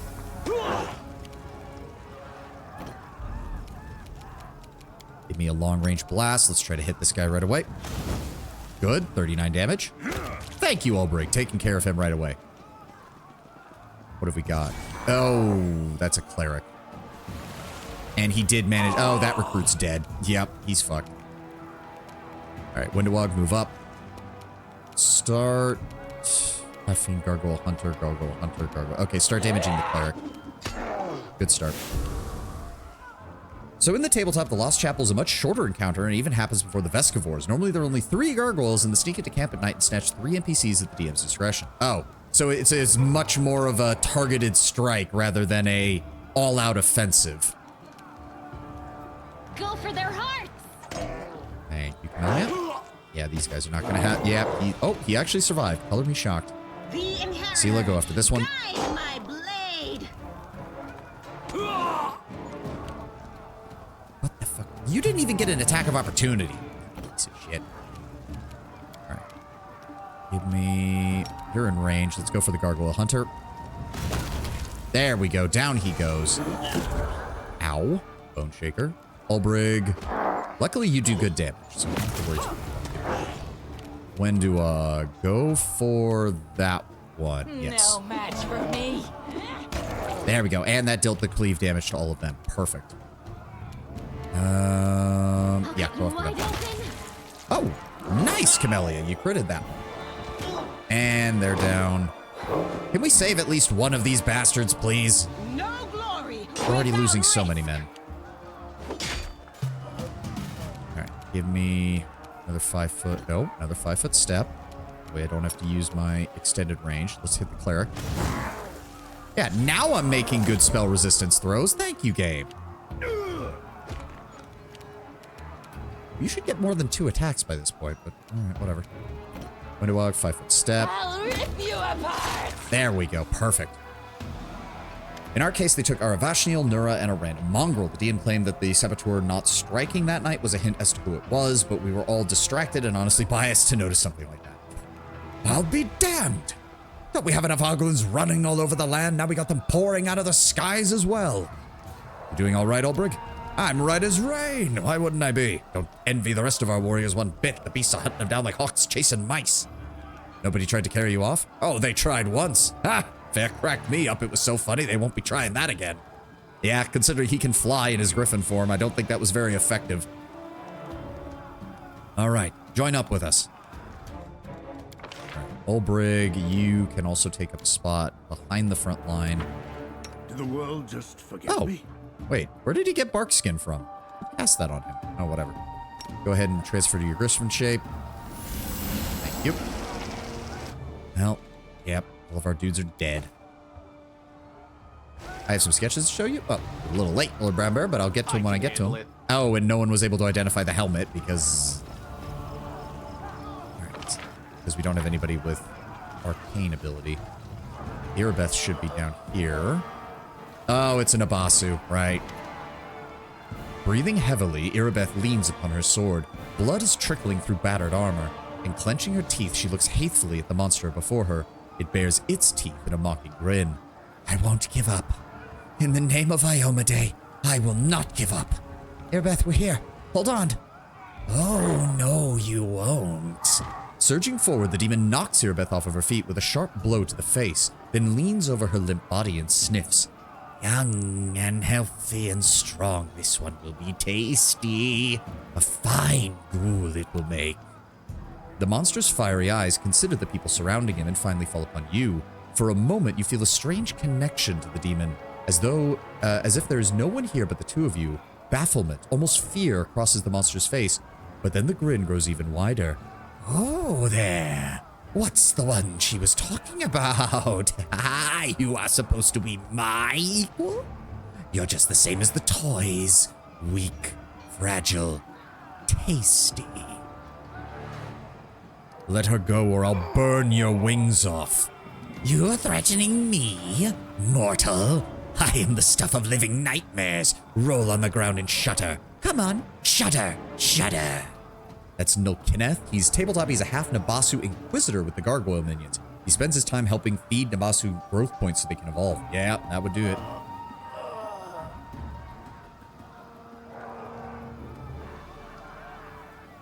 Ah, a little bit more water. Who are you? Who am I? I am Nilkineth, favored child of great Cabriri. My name will be your undoing. Your life ends draw near. Demon Lord of ghouls, graves, and secrets kept by the dead, Cabriri is believed to be the first humanoid, according to most tales, an elf, who fed upon the flesh of his brother. He was reborn in the abyss in a vast necropolis with the plane created in his honor. Ah. I'm not even going to ask your names, even you! He points at you with his clawed finger, his voice rising to a shriek, as if he's not threatening you, but rather encouraging himself. You are food! Food! Food and toys! Who told you about me? You don't know? You know nothing! That's why you're so brave. You're so stupid. Stupid. Get your powers by accident. Can't understand anything. Now you are trying to act all brave for me? Perhaps you'll be unlucky enough to meet her, but I'll destroy you before that happens. Maybe I'll give her your skull. What toys?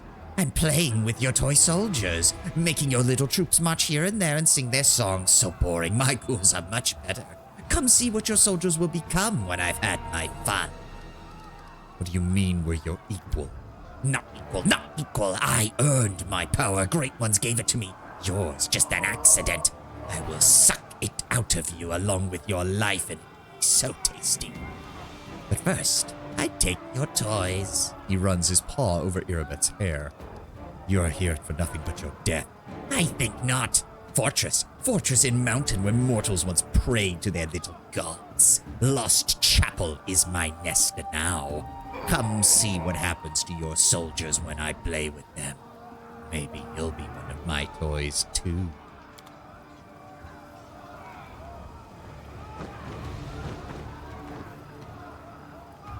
I mean, they did just have him with 3 gargoyles, so in a way, he does have his 3 gargoyle minions. They're just for 3 specific gargoyles rather than the small army that he's also leading. Anevia shoots an arrow at the monster as it flies away. They both vanish into the black of night. She looks at you, terror and resolution roaring in her eyes. Convene an urgent council, she says. Before you can answer, she runs off towards the camp headquarters. Can't make the demons wait. And the rest of our team is all captured. Okay, so there's nothing else here. They've cleared the central path. Yeah, there's nothing else. We can go ahead and head into camp, get ready to start marching on the Lost, Lost Chapel. Well, sir, what do I pay you guys for? I mean, to be fair, again, like, against mundane weapons, gargoyles are probably one of the most annoying enemies that a normal army could fight, because the gargoyles can go toe-to-toe with your regular infantry in melee, while also being nearly completely immune to any ranged weapon that isn't magical in nature. Well, isn't that something? The old soldier scratches his chin nervously. So they come from the sky, damn things. They grab you up and take you back into it. What do we do now, sir? Oh, we fight something like that? I just need to see what you have. We picked up a bunch of bullshit that I do not need in my inventory right now, so. And the lesser phylactery, a positive channel. Has the ability to channel positive energy, increases the amount of damage the ability does to undead creatures, or heals to the living by 1d6. Don't I already have a better version of that on Darren? Alright, whatever. There we go, just give me those. Cold iron is way cheaper than a +1 weapon. Yep. Let's see what we can do. A pale Anevia paces up and down in front of the map of the Worldwound. Her face is pinched, her fists clenched, and her voice unusually sharp. The hell kind of fortress is this scum talking about, and where is it? Nura taps her finger on the map. Here, the Lost Chapel. Our scouts reported there was trouble brewing there, but this... Who did the monsters carry off? Irabeth, about 24 soldiers, recruits, veterans. They got most of our friends. Everyone you see here is all that's left of the commander's squad. One of your companions, a tiefling, Woljif, I think. I saw him running from the camp, but there were no monsters chasing him. I don't want to badmouth anyone, but he disappeared of his own free will. Sorry. They took that female knight from the small order who joined us after the crusade began, too. She always steered clear of me, and I don't know why. What was that monster that took Irabeth? I'm not sure, but judging by your description, it sounds like a Nabasu. They're demons, sort of like giant bats that can suck the life out of people and turn them into ghouls. Our scouts reported that ghouls were wandering around near the chapel. I guess now we know where they came from. Oh, and one more thing. The name he gave, Kabriri, that's a demon lord, patron of all ghouls. They say he was the first mortal to eat the flesh of his own kind. After that atrocity, he died in agony and was reborn in the abyss, becoming the first ghoul. We can only hope it means that Kabriri was the patron of the demon who came to us. But it might mean that other demon lords have joined the Demonic Alliance and are sending troops. The tabletop does mention that the Saboteur knows Nolkenneth in the chapel, but I guess Nolkenneth didn't know about her. Yeah, I mean, I could easily see that, knowing what we know. Horgus, you alright? I didn't see you out there. Don't tell me you suspect me of worshipping demons. I am with the Crusades, and I will swear upon any deity or symbol you wish. On a whole stack of them. Some people who do everything for them, they still pillory you. Shut your trap, Horgus. No one accuse you of anything. You've been asked a question, just answer it. Nevia's voice is soft, but the expression on her face makes the blood drain from Horgus's face, and he sighs.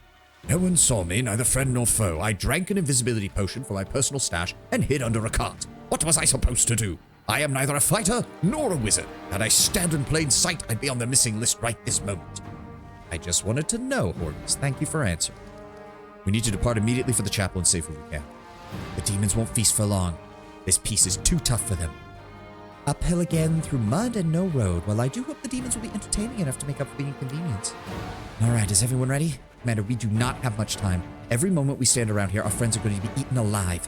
I'll scout ahead and try to reconnoiter the area. Do not sit around here. Come after me quickly. We'll meet at the foot of the mountain. All right, we need to just get going. Grab everybody and go. And now Camellia gets to stay in our party for God knows how long because she's the only person who can lockpick now.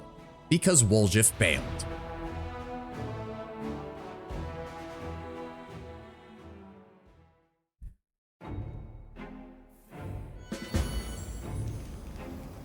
Here we go. And there's Nenia. Anevia stares through her spyglass at a low fortification up on the hill. Even at this distance, you can hear blood-curdling screams coming from within. There. That's where they took them. Looks like the monsters are already having themselves a feast. We did manage to catch some survivors. They escaped somehow, but they'll never make it that far from the Gargoyles from here. And look who I met. She was just standing there blinking as if she knew someone would come for her. What? Oh, yes. It must be admitted that gargoyle-borne flight is inefficient and uncomfortable. By the way, did you know that gargoyles can be tickled by scratching their heels? Nenia plucks a thorny burr from her hair. I'll stay here with the rest of them. Send me anyone who survives that you can from the mountain. I'll care for the wounded and get them to safety. Master, why are we wasting energy saving weaklings who couldn't defend themselves? Do I need to know anything about the romance path here? Hold on.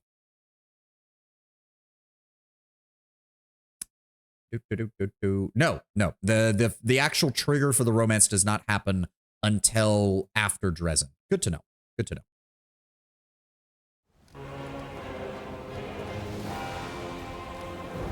The funny thing is, the evil answer still works.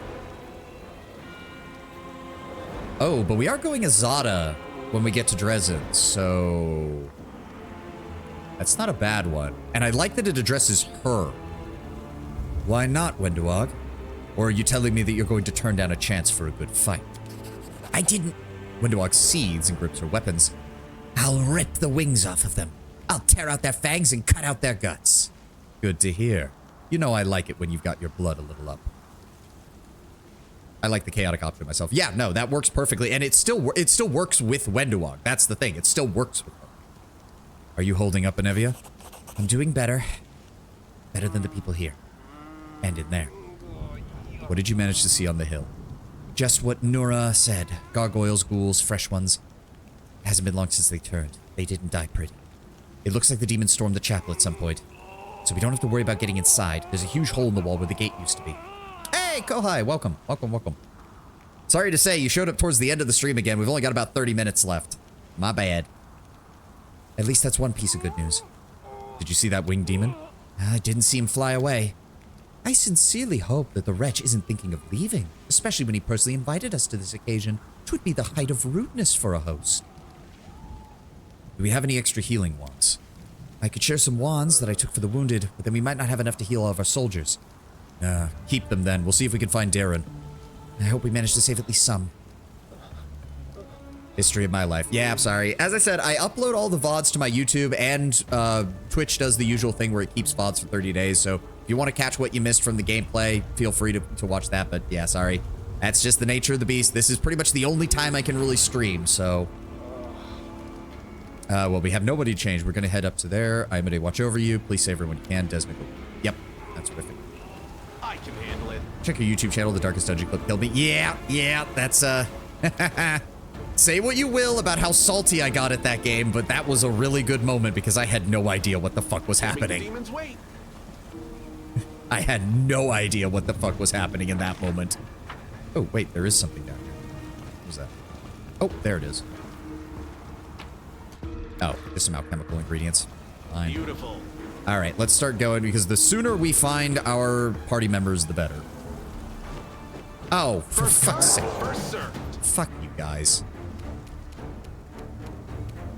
There's what, 4 of them? Why do I only count 3? Whatever. The spirits demand your blood. Shank? Oh, of course, and they're focusing me. Of course they're focusing me. Why wouldn't they?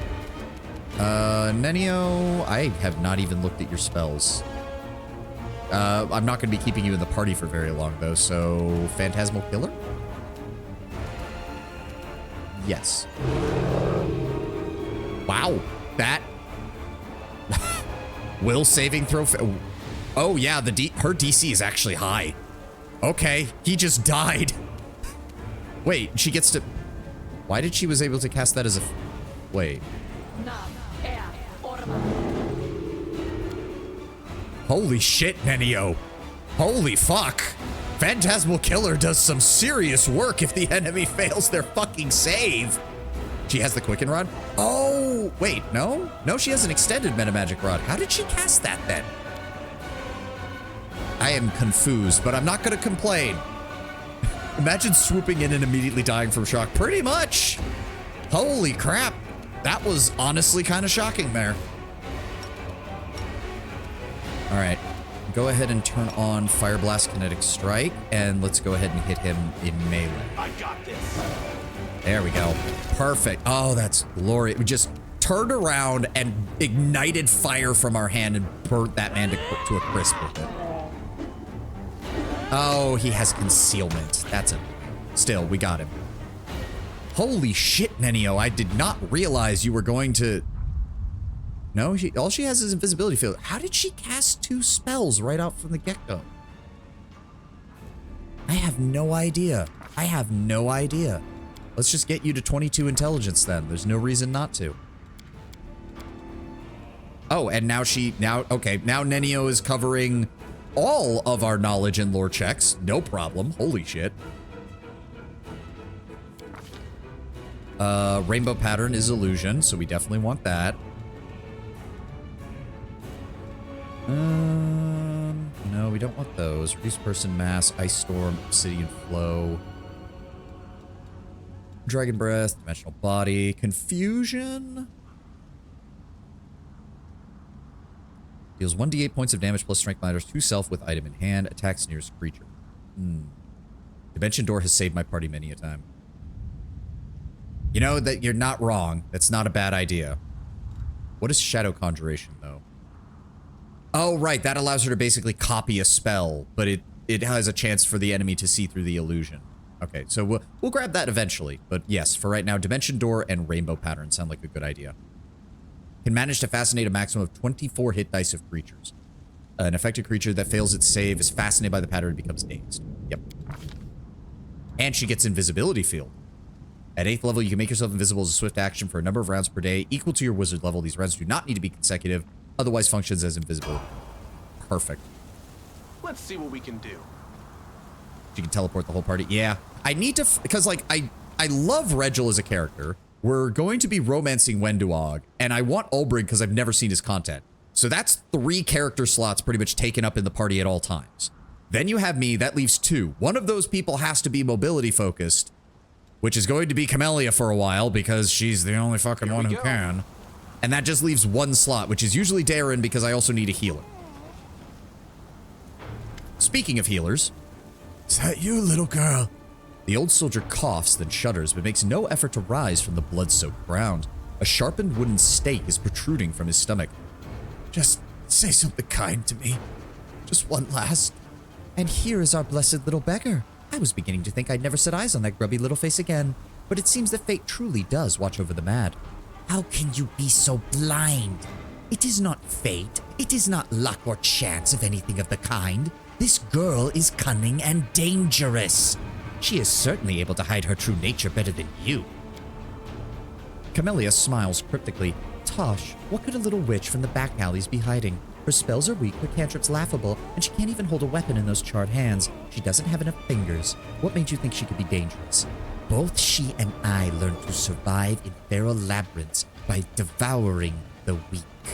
I was in the caves, she was on the streets. I do not know what she has been through. Her strength is a mystery, but it is strength that she possesses. Make no doubt about that. You can't understand, because to you, weapons and magic are toys. You are a spoiled child whose parents let her stay up past bedtime. I don't know what fate is, but my grandma watches over me, and my crow. Yes, of course, fate, grandmother, and crow. No, you won't die. Look. Healing radiance glows at Ember's fingertips. I still have spells. You don't have to die here. Moving with effort, the soldier pushes her hand away. I'm finished, lass. They bit me. The pestilence is in the wound. I can feel it. I'll be like them. Just run before it's too late. I think the odd fellow is correct, Ember. You or I could heal an ordinary wound, but we stand little chance against a ghoul bite. Come along, Ember. The longer we stand around in the open like this, the more likely we are to end up back in the gargoyles' clutches. Darren looks disheveled and slightly disorientated, and his shoulders tremble with excess tension. No, please don't give up. I can carry you. You can't die. You said your granddaughter's waiting for you at home. The crow on Ember's shoulder croaked sadly as if confirming her words. Oh, my granddaughter. You remind me of her. Boisterous little thing.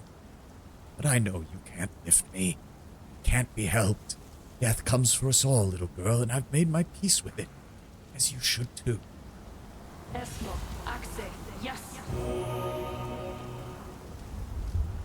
She looks around and sees you. There, it's the commander. He can definitely help you. Ember swiftly pulls the stake from the soldier's body and heals the wound with a spell. Ember, how did you get out of there? They wanted to make me stop moving like the others, but they couldn't. It just didn't work on me. Their claws froze everyone like statues, but I ran away. Darren, how did you get away? What? Oh, well, there's a well further up. It serves as the entrance to a small cave where the gargoyles stash all their treasure. They obviously took me for the same. Oh, the flattery. They obviously thought I wouldn't be able to get out on my own, so they left me there. But I did get out, though I paid dearly for it. I have scratches and dirt all over me. Darren briefly falters, then adds with affected nonchalance, and when I say treasure, I don't mean anything truly valuable. There's nothing down there worth your attention. Did you see the inside of the chapel? It's very scary in there. Everyone in there's getting killed and turned into ghouls. And they're always screaming, and the winged demon is always laughing. Warrior, if you're alive and you can walk, get to the foot of the hill. Anevia has healing supplies. See? I told you. You don't have to die. Not here, and not today. What should I do? I can help you fight the monsters. Or maybe I can go down and help Anevia? I have the same question.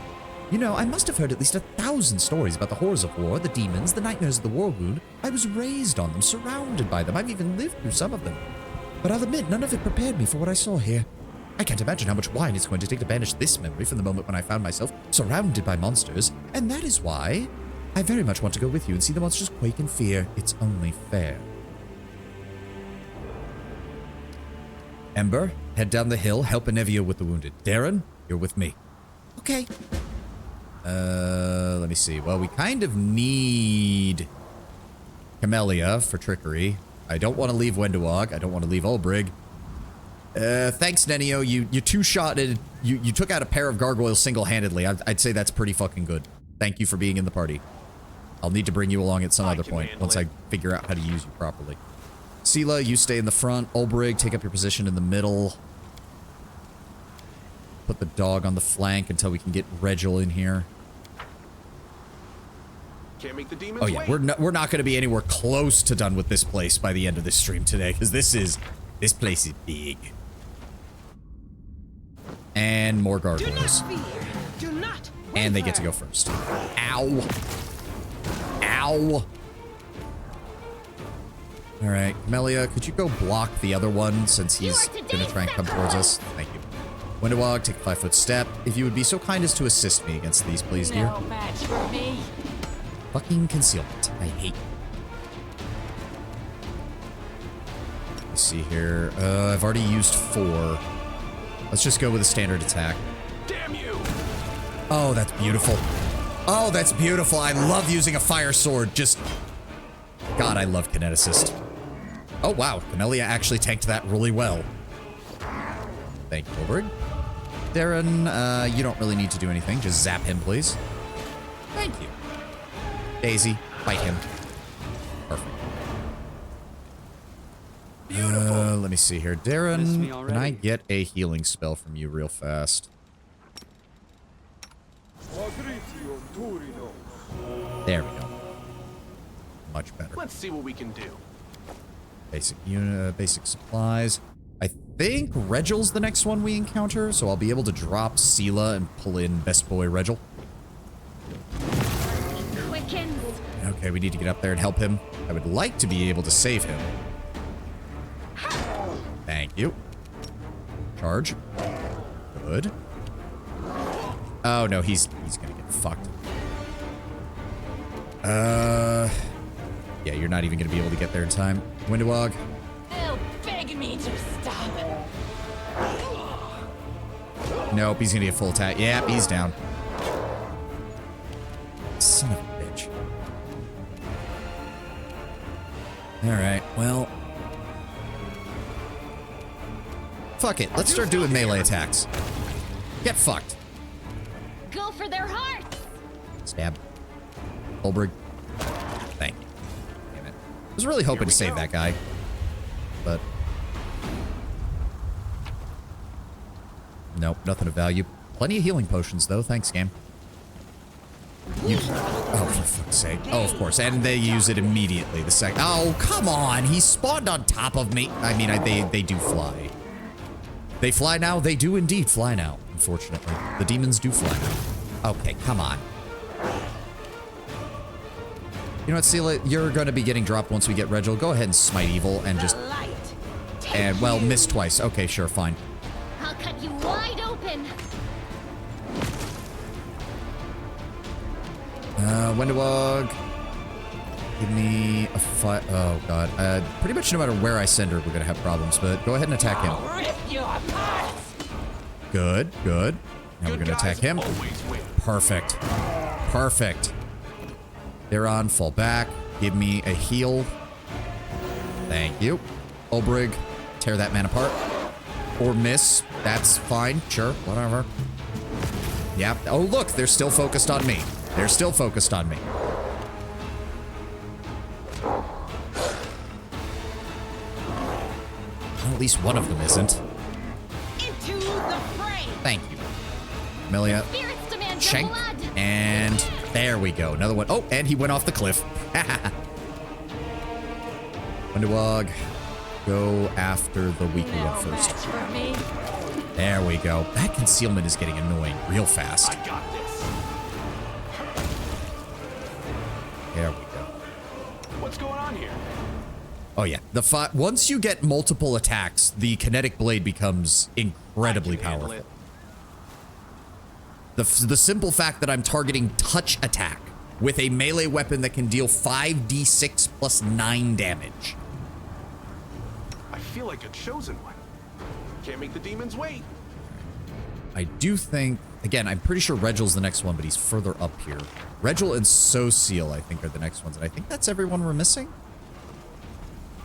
Yeah, because Woljif is Here gone. comes trouble. Windowog. Oh, right, ghouls. Yeah, there's Yacker, which means Regil can't be too far away. All right, Windowog, move up. Go for the regular ghoul. Beg me to stop. Perfect. Got the one shot off on it, which also dealt damage. Melia, move up. Birthday sacrifice. Shank. Oh, I don't see Regil. Okay, so it's just Yacker. He's just helping out with these guys. We can't defeat them. Run. Cowards, take one step back and I'll finish you myself. Yeah, I mean, I'm not surprised. I'm not surprised that the Armagears are not taking this bullshit lying down. Come on, guys. These are Hell Knights. Try to prove yourselves that you're not total dipshits to them right in front of them, okay? Damn you! Slice and dice. I still don't know what's giving me the bonus to movement speed, but quite frankly, it doesn't affect that much aside from letting me actually hit things occasionally that I usually would have to take like 2 turns to get to.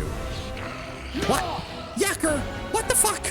Yeah, let me smite chaos on this guy and then run and fight somebody else. How stupid are you?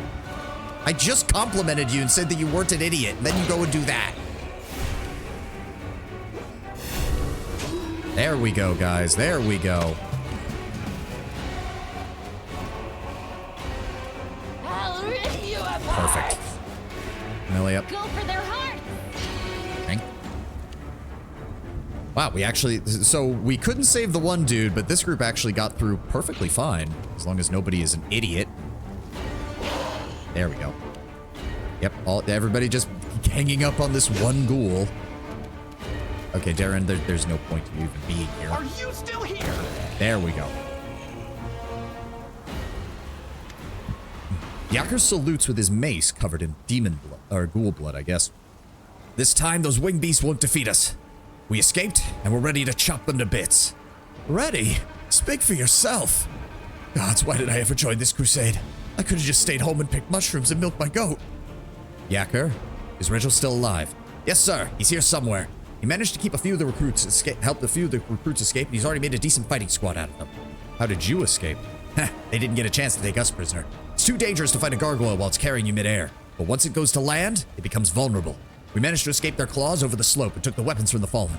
Lo and behold, Regil-deranged fighters are back and ready to serve, sir. Are there any prisoners still left up there? Several. We retreated to regroup, hoping for reinforcements. Thank you for proving us right. I see not everyone here boasts the fighting spirit of the Hell Knights. Yacker looks with disdain at the recruits sent by the Queen. Many of them are yellow-beaked snot-noses. They've never seen a real fight. If it wasn't for us, they'd scatter and the gargoyles would pick them off one by one. No offense, sir, but Hell Knights execute such cowards on the spot to serve as an example for the rest.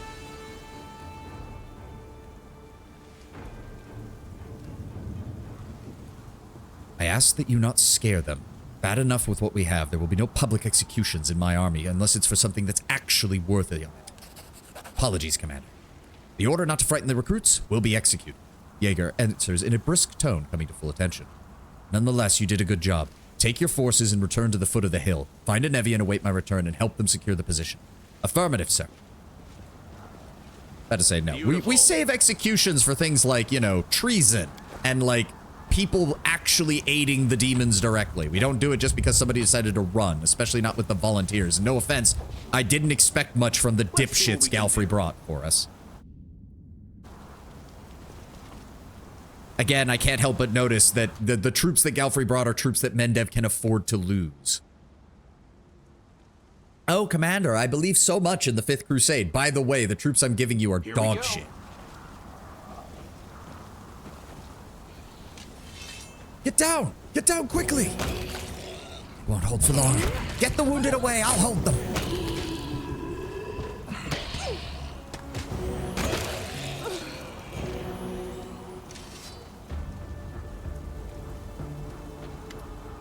Sociel leans over the body of a woman clad in Hell Knight black armor. Although she is obviously dead, he whispers a prayer and tries to cast a healing spell to no avail. His face twists in pain and he shakes his head, refusing to believe what's happened. Wake up! Please wake up! Did you know her? No, not her. We were brought here together by the gargoyles. I admit even I was caught off guard when they grabbed me and dragged me off. The recruits were terrified. She did well though. As soon as the monsters were about to land, she twisted out of the claws and helped us all escape. Sociel takes a heavy metal shield from the dead woman's hands and considers the intricate decoration. But the shield... I had prayed my eyes deceived me in the darkness, but now there's no doubt. Savan, this is my brother's shield. It was a relic in our church for centuries. We used to gaze upon it as children, imagining the adventures of its previous owners. When Trevor went on crusade, he took the shield with him. Biting his lip, he looks at the dead woman's blood-spattered face. Who are you? Where did you get this from? In the name of Shellen, why couldn't I have talked to you while you were still alive? Her squad mates or her commander might be able to tell us something. Yes, they must know something. When we're finished with this cursed chapel, please, ask the Hell Knight commander about this woman. It's unlikely he'll talk freely with me, but for now, whoever you were, thank you. He reaches down and gently closes the eyes of the dead woman, taking hold of the shield by its leather straps. 2 arms. This was my shield for decades. They mass-produced them in the other town over. No, I mean, as he said, it was a relic, and knowing the Shellenites, they're very good at making things so intricate that they can't be easily replicated. Sociel, we need your healing skill. I have Darren for the party. I need you down at the bottom of the hill to assist the rest of our troops. Head down there. Very well. There will be many that need healing. Exactly. Get down. I can handle it. Ghoul Creeper, go. Interesting that... I mean, she's not in Hell Knight black armor. She's in traditional half-plate because she's an armor gear, not a full Hell Knight. But alright. Can't make the demons wait. Okay. Fortunately, we only have about 10 minutes. So I don't know how much further we can get. Help! Someone help! A wounded warrior lying among the mutilated, lifeless bodies cries out for help. It's hard for her to shout. Oh, it's a her. Help! Somebody help! Sorry. My range on female voices is already bad enough. Her cheek is torn and her teeth are showing through the wound. After noticing you, she doesn't stop screaming but nods her head subtly at the bodies next to her. An ambush. Stay down. Stay. Wenduog murmurs under her breath as she unsheathes her weapon. You won't be getting up again. Prepare to attack the ghouls that are preparing corpses. Cool creeper, cool creeper, cool creeper. Okay, hold on. I'm here all week. I think I can do I something am with this. yours to command. Daron, Skip move the up. pleasantries. Sela, move where I up. Here we go again. Give me full... So, hold on. Quick save. Give me full empowered, full strength. Turn off empowered. Yes, turn off empowered. Selective. This should work because she's marked as green. Selective blue flame eruption. 1 and a 2 and a 3. Ow. Fuck you, game. That should have worked. That's bullshit.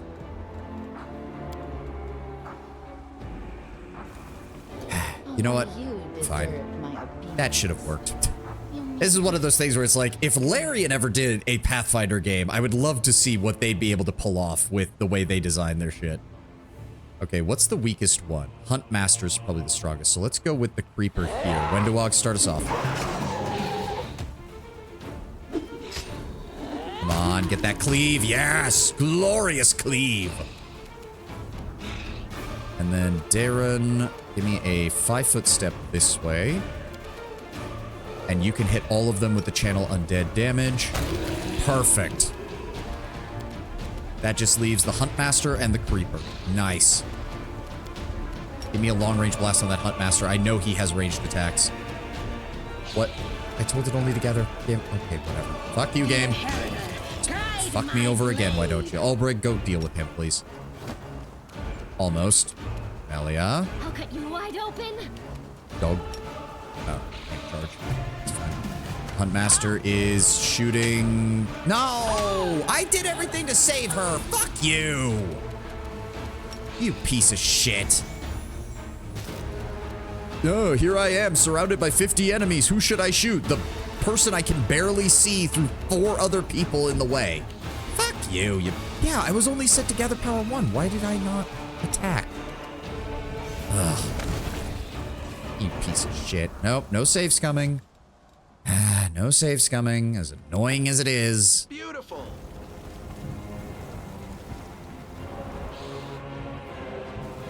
Come on, where the hell is Reginald? Let's have some fun. There he is. There's our boy. Do I move up? These are all cool creepers. Beg me to stop. And you immediately roll a nat 1, which means this guy's dead because they get sneak attacks. I hate sneak attacks. I really do. Well, this guy's also going to die. That's great. Sela, move up. No glory without risk. What? Why did you move and not attack? Why did you move and not attack? Why? You literally marched up to 3 of the enemies and then didn't swing, you dumbass. I fucking hate these things sometimes. I really do. Selective. Okay, I swear to God, if this damages my ally, I'm gonna be pissed. Selective is on here, so don't do it. Good. Thank you, Reggie. Now, oh, we can't get to any of these. Where's the weakened one? There he is. Down he goes. Well, at least, see, it's funny because now that they don't get sneak attack, they're so much easier to deal with. No match for me. Where's the concealment coming from? He's a stalker. How does he have concealment? No, seriously, how the hell does he have concealment? Uncanny dodge, fast stealth, ghoul fever. How the fuck does he have concealment? That don't make no sense. That don't make no sense at all. You are today's sacrifice. Whatever. Oh, of course he gets to again. Thank you. Alright, well, we saved half of his men. Stop whining, raise your weapons, and ready your defense. You, wounded, hold the torches up. The Queen sent us soldiers, you look more like a sewing circle. Commander, as he sees you, Regil throws his fist in the air. Despite some claw wounds, he's chipper and full of fighting spirit. Ready to report on the situation. We have organized his escape. There are no fewer than 36 gargoyles and ghouls within the fortress. We lacked sufficient forces for a frontal confrontation, and so our forces withdrew. Oh, the Hell Knight's stooping to help its allies. Never thought I'd see that in your face, Regil. I will always preserve the lives of allied forces. If you thought in terms of efficiency and achieving goals, as every fighter in this war against the demons should, you will be far less surprised by my actions. How did you manage to get away? Gargoyles are used to dealing with weak and poorly trained fighters, civilians near enough. During our first battle with them, we were not at our best, I'll admit, but while they grew confident in their victory, we studied their habits. They become vulnerable when they move to land. It is a simple matter then to free yourself from the claws. The rest, a question of skill. It seems these gargoyles just won't leave your unit alone. I don't think it's about my unit, Commander. The gargoyles seem to know precisely in which tents to find their targets. And another thing, the fire at the camp. Gargoyles do not have nor use incendiary weapons. Those flames guided them to us. I don't know what Commander Tirabade and her celebrated Eagle Watch are getting paid for, but it is clear as day there is an enemy spy in the camp. Have you seen what's going on at the chapel? It is a slaughterhouse. Even I almost threw up. The demon, you see, just killing and eating his victims isn't enough. He's inventive. Regil exhales the last word with disgust. This could promise nothing good. Send your remaining troops to the foot of the hill with the survivors. Consider it done. Am I to retreat to the base camp or come with you? You're with me. Affirmative. Sela, fall back. Regil, you're with me. Let's get this reorganized. When you hear, you hear. There we go. All right. Grab whatever we can. I'm not sure how many more you can rearrange the portraits? Yeah. You can do that wherever. I usually don't because there's not much point. You can just adjust character formations here, but I do occasionally move them around if I need to try and keep somebody in the same place constantly. Here we go.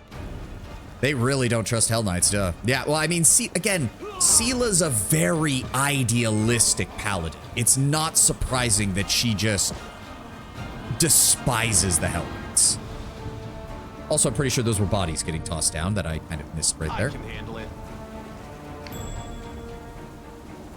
Can we get to these guys? It hurts. All right, hold on. Free the Crusader. Fuck you. There we go. Do we know what the Queen thinks of them? She seems to be a bit indifferent. Rusty blades and jagged shards protrude from a pile of broken weapons and armor. Basic gear. Basic gear. Can't make the demons wait. And some more basic gear. Okay. Yeah, look how, like, I know this portion of the map is unexplorable, but there's pretty much all of this still to go. We have got a long way to go in this area. Beautiful. How much experience? Yeah, no, we're not going to be leveled up by the end of this. Honestly, we're doing pretty well to be as far as we are when we got here. But I think... Okay, yeah, that's a combat encounter. Sela and Regil are lawful, but are on opposites. Yeah, we're going to go ahead and save here. We've only got like a minute left in the time, and that's not going to be enough time to get through the combat encounter. And they don't let us save in the middle of combat, so it's kind of useless. But thank you all for being here. Thank you all for joining me. Again, sorry you showed up late, Kohai, but as I said, all the VODs get uploaded to YouTube as quick as I can, and Twitch, of course, keeps them for a 30-day period until then. Thank you for the stream. Thank you for being here, Kohai. We've had a couple of people. We had 90 show up and give us a follow. Everybody else is doing good. I'm glad we're getting a lot of people interested in Wrath of the Righteous. I know it's not entirely your cup of tea, Tenwin, but thank you for also being here for me. Thank you to everybody. It's all good. Yeah. Thank you all for being here. Thank you all for joining me. I'm going to get going. No raid today. I just need to get some stuff done before I head off to go do my work. I will see you on Friday for more Wrath of the Righteous. And again, I will have that holiday schedule figured out within the next few days. I'll make sure to post that on Twitter, and I'll post it again next week before as we get closer to that cutoff point. Right now, it's looking like I'm going to be gone from about the 21st of December, which unfortunately is a Sunday, so we're not going to have a long Sunday stream that week, till the 2nd or 3rd of January. So you're going to be missing out on me for about 2 weeks. When I get back, I'll try to do a couple of longer streams to make up for that. I'll do my best. So I hope you all have a glorious rest of your day, and I will see you on Friday. Have a good one, guys. Bye-bye.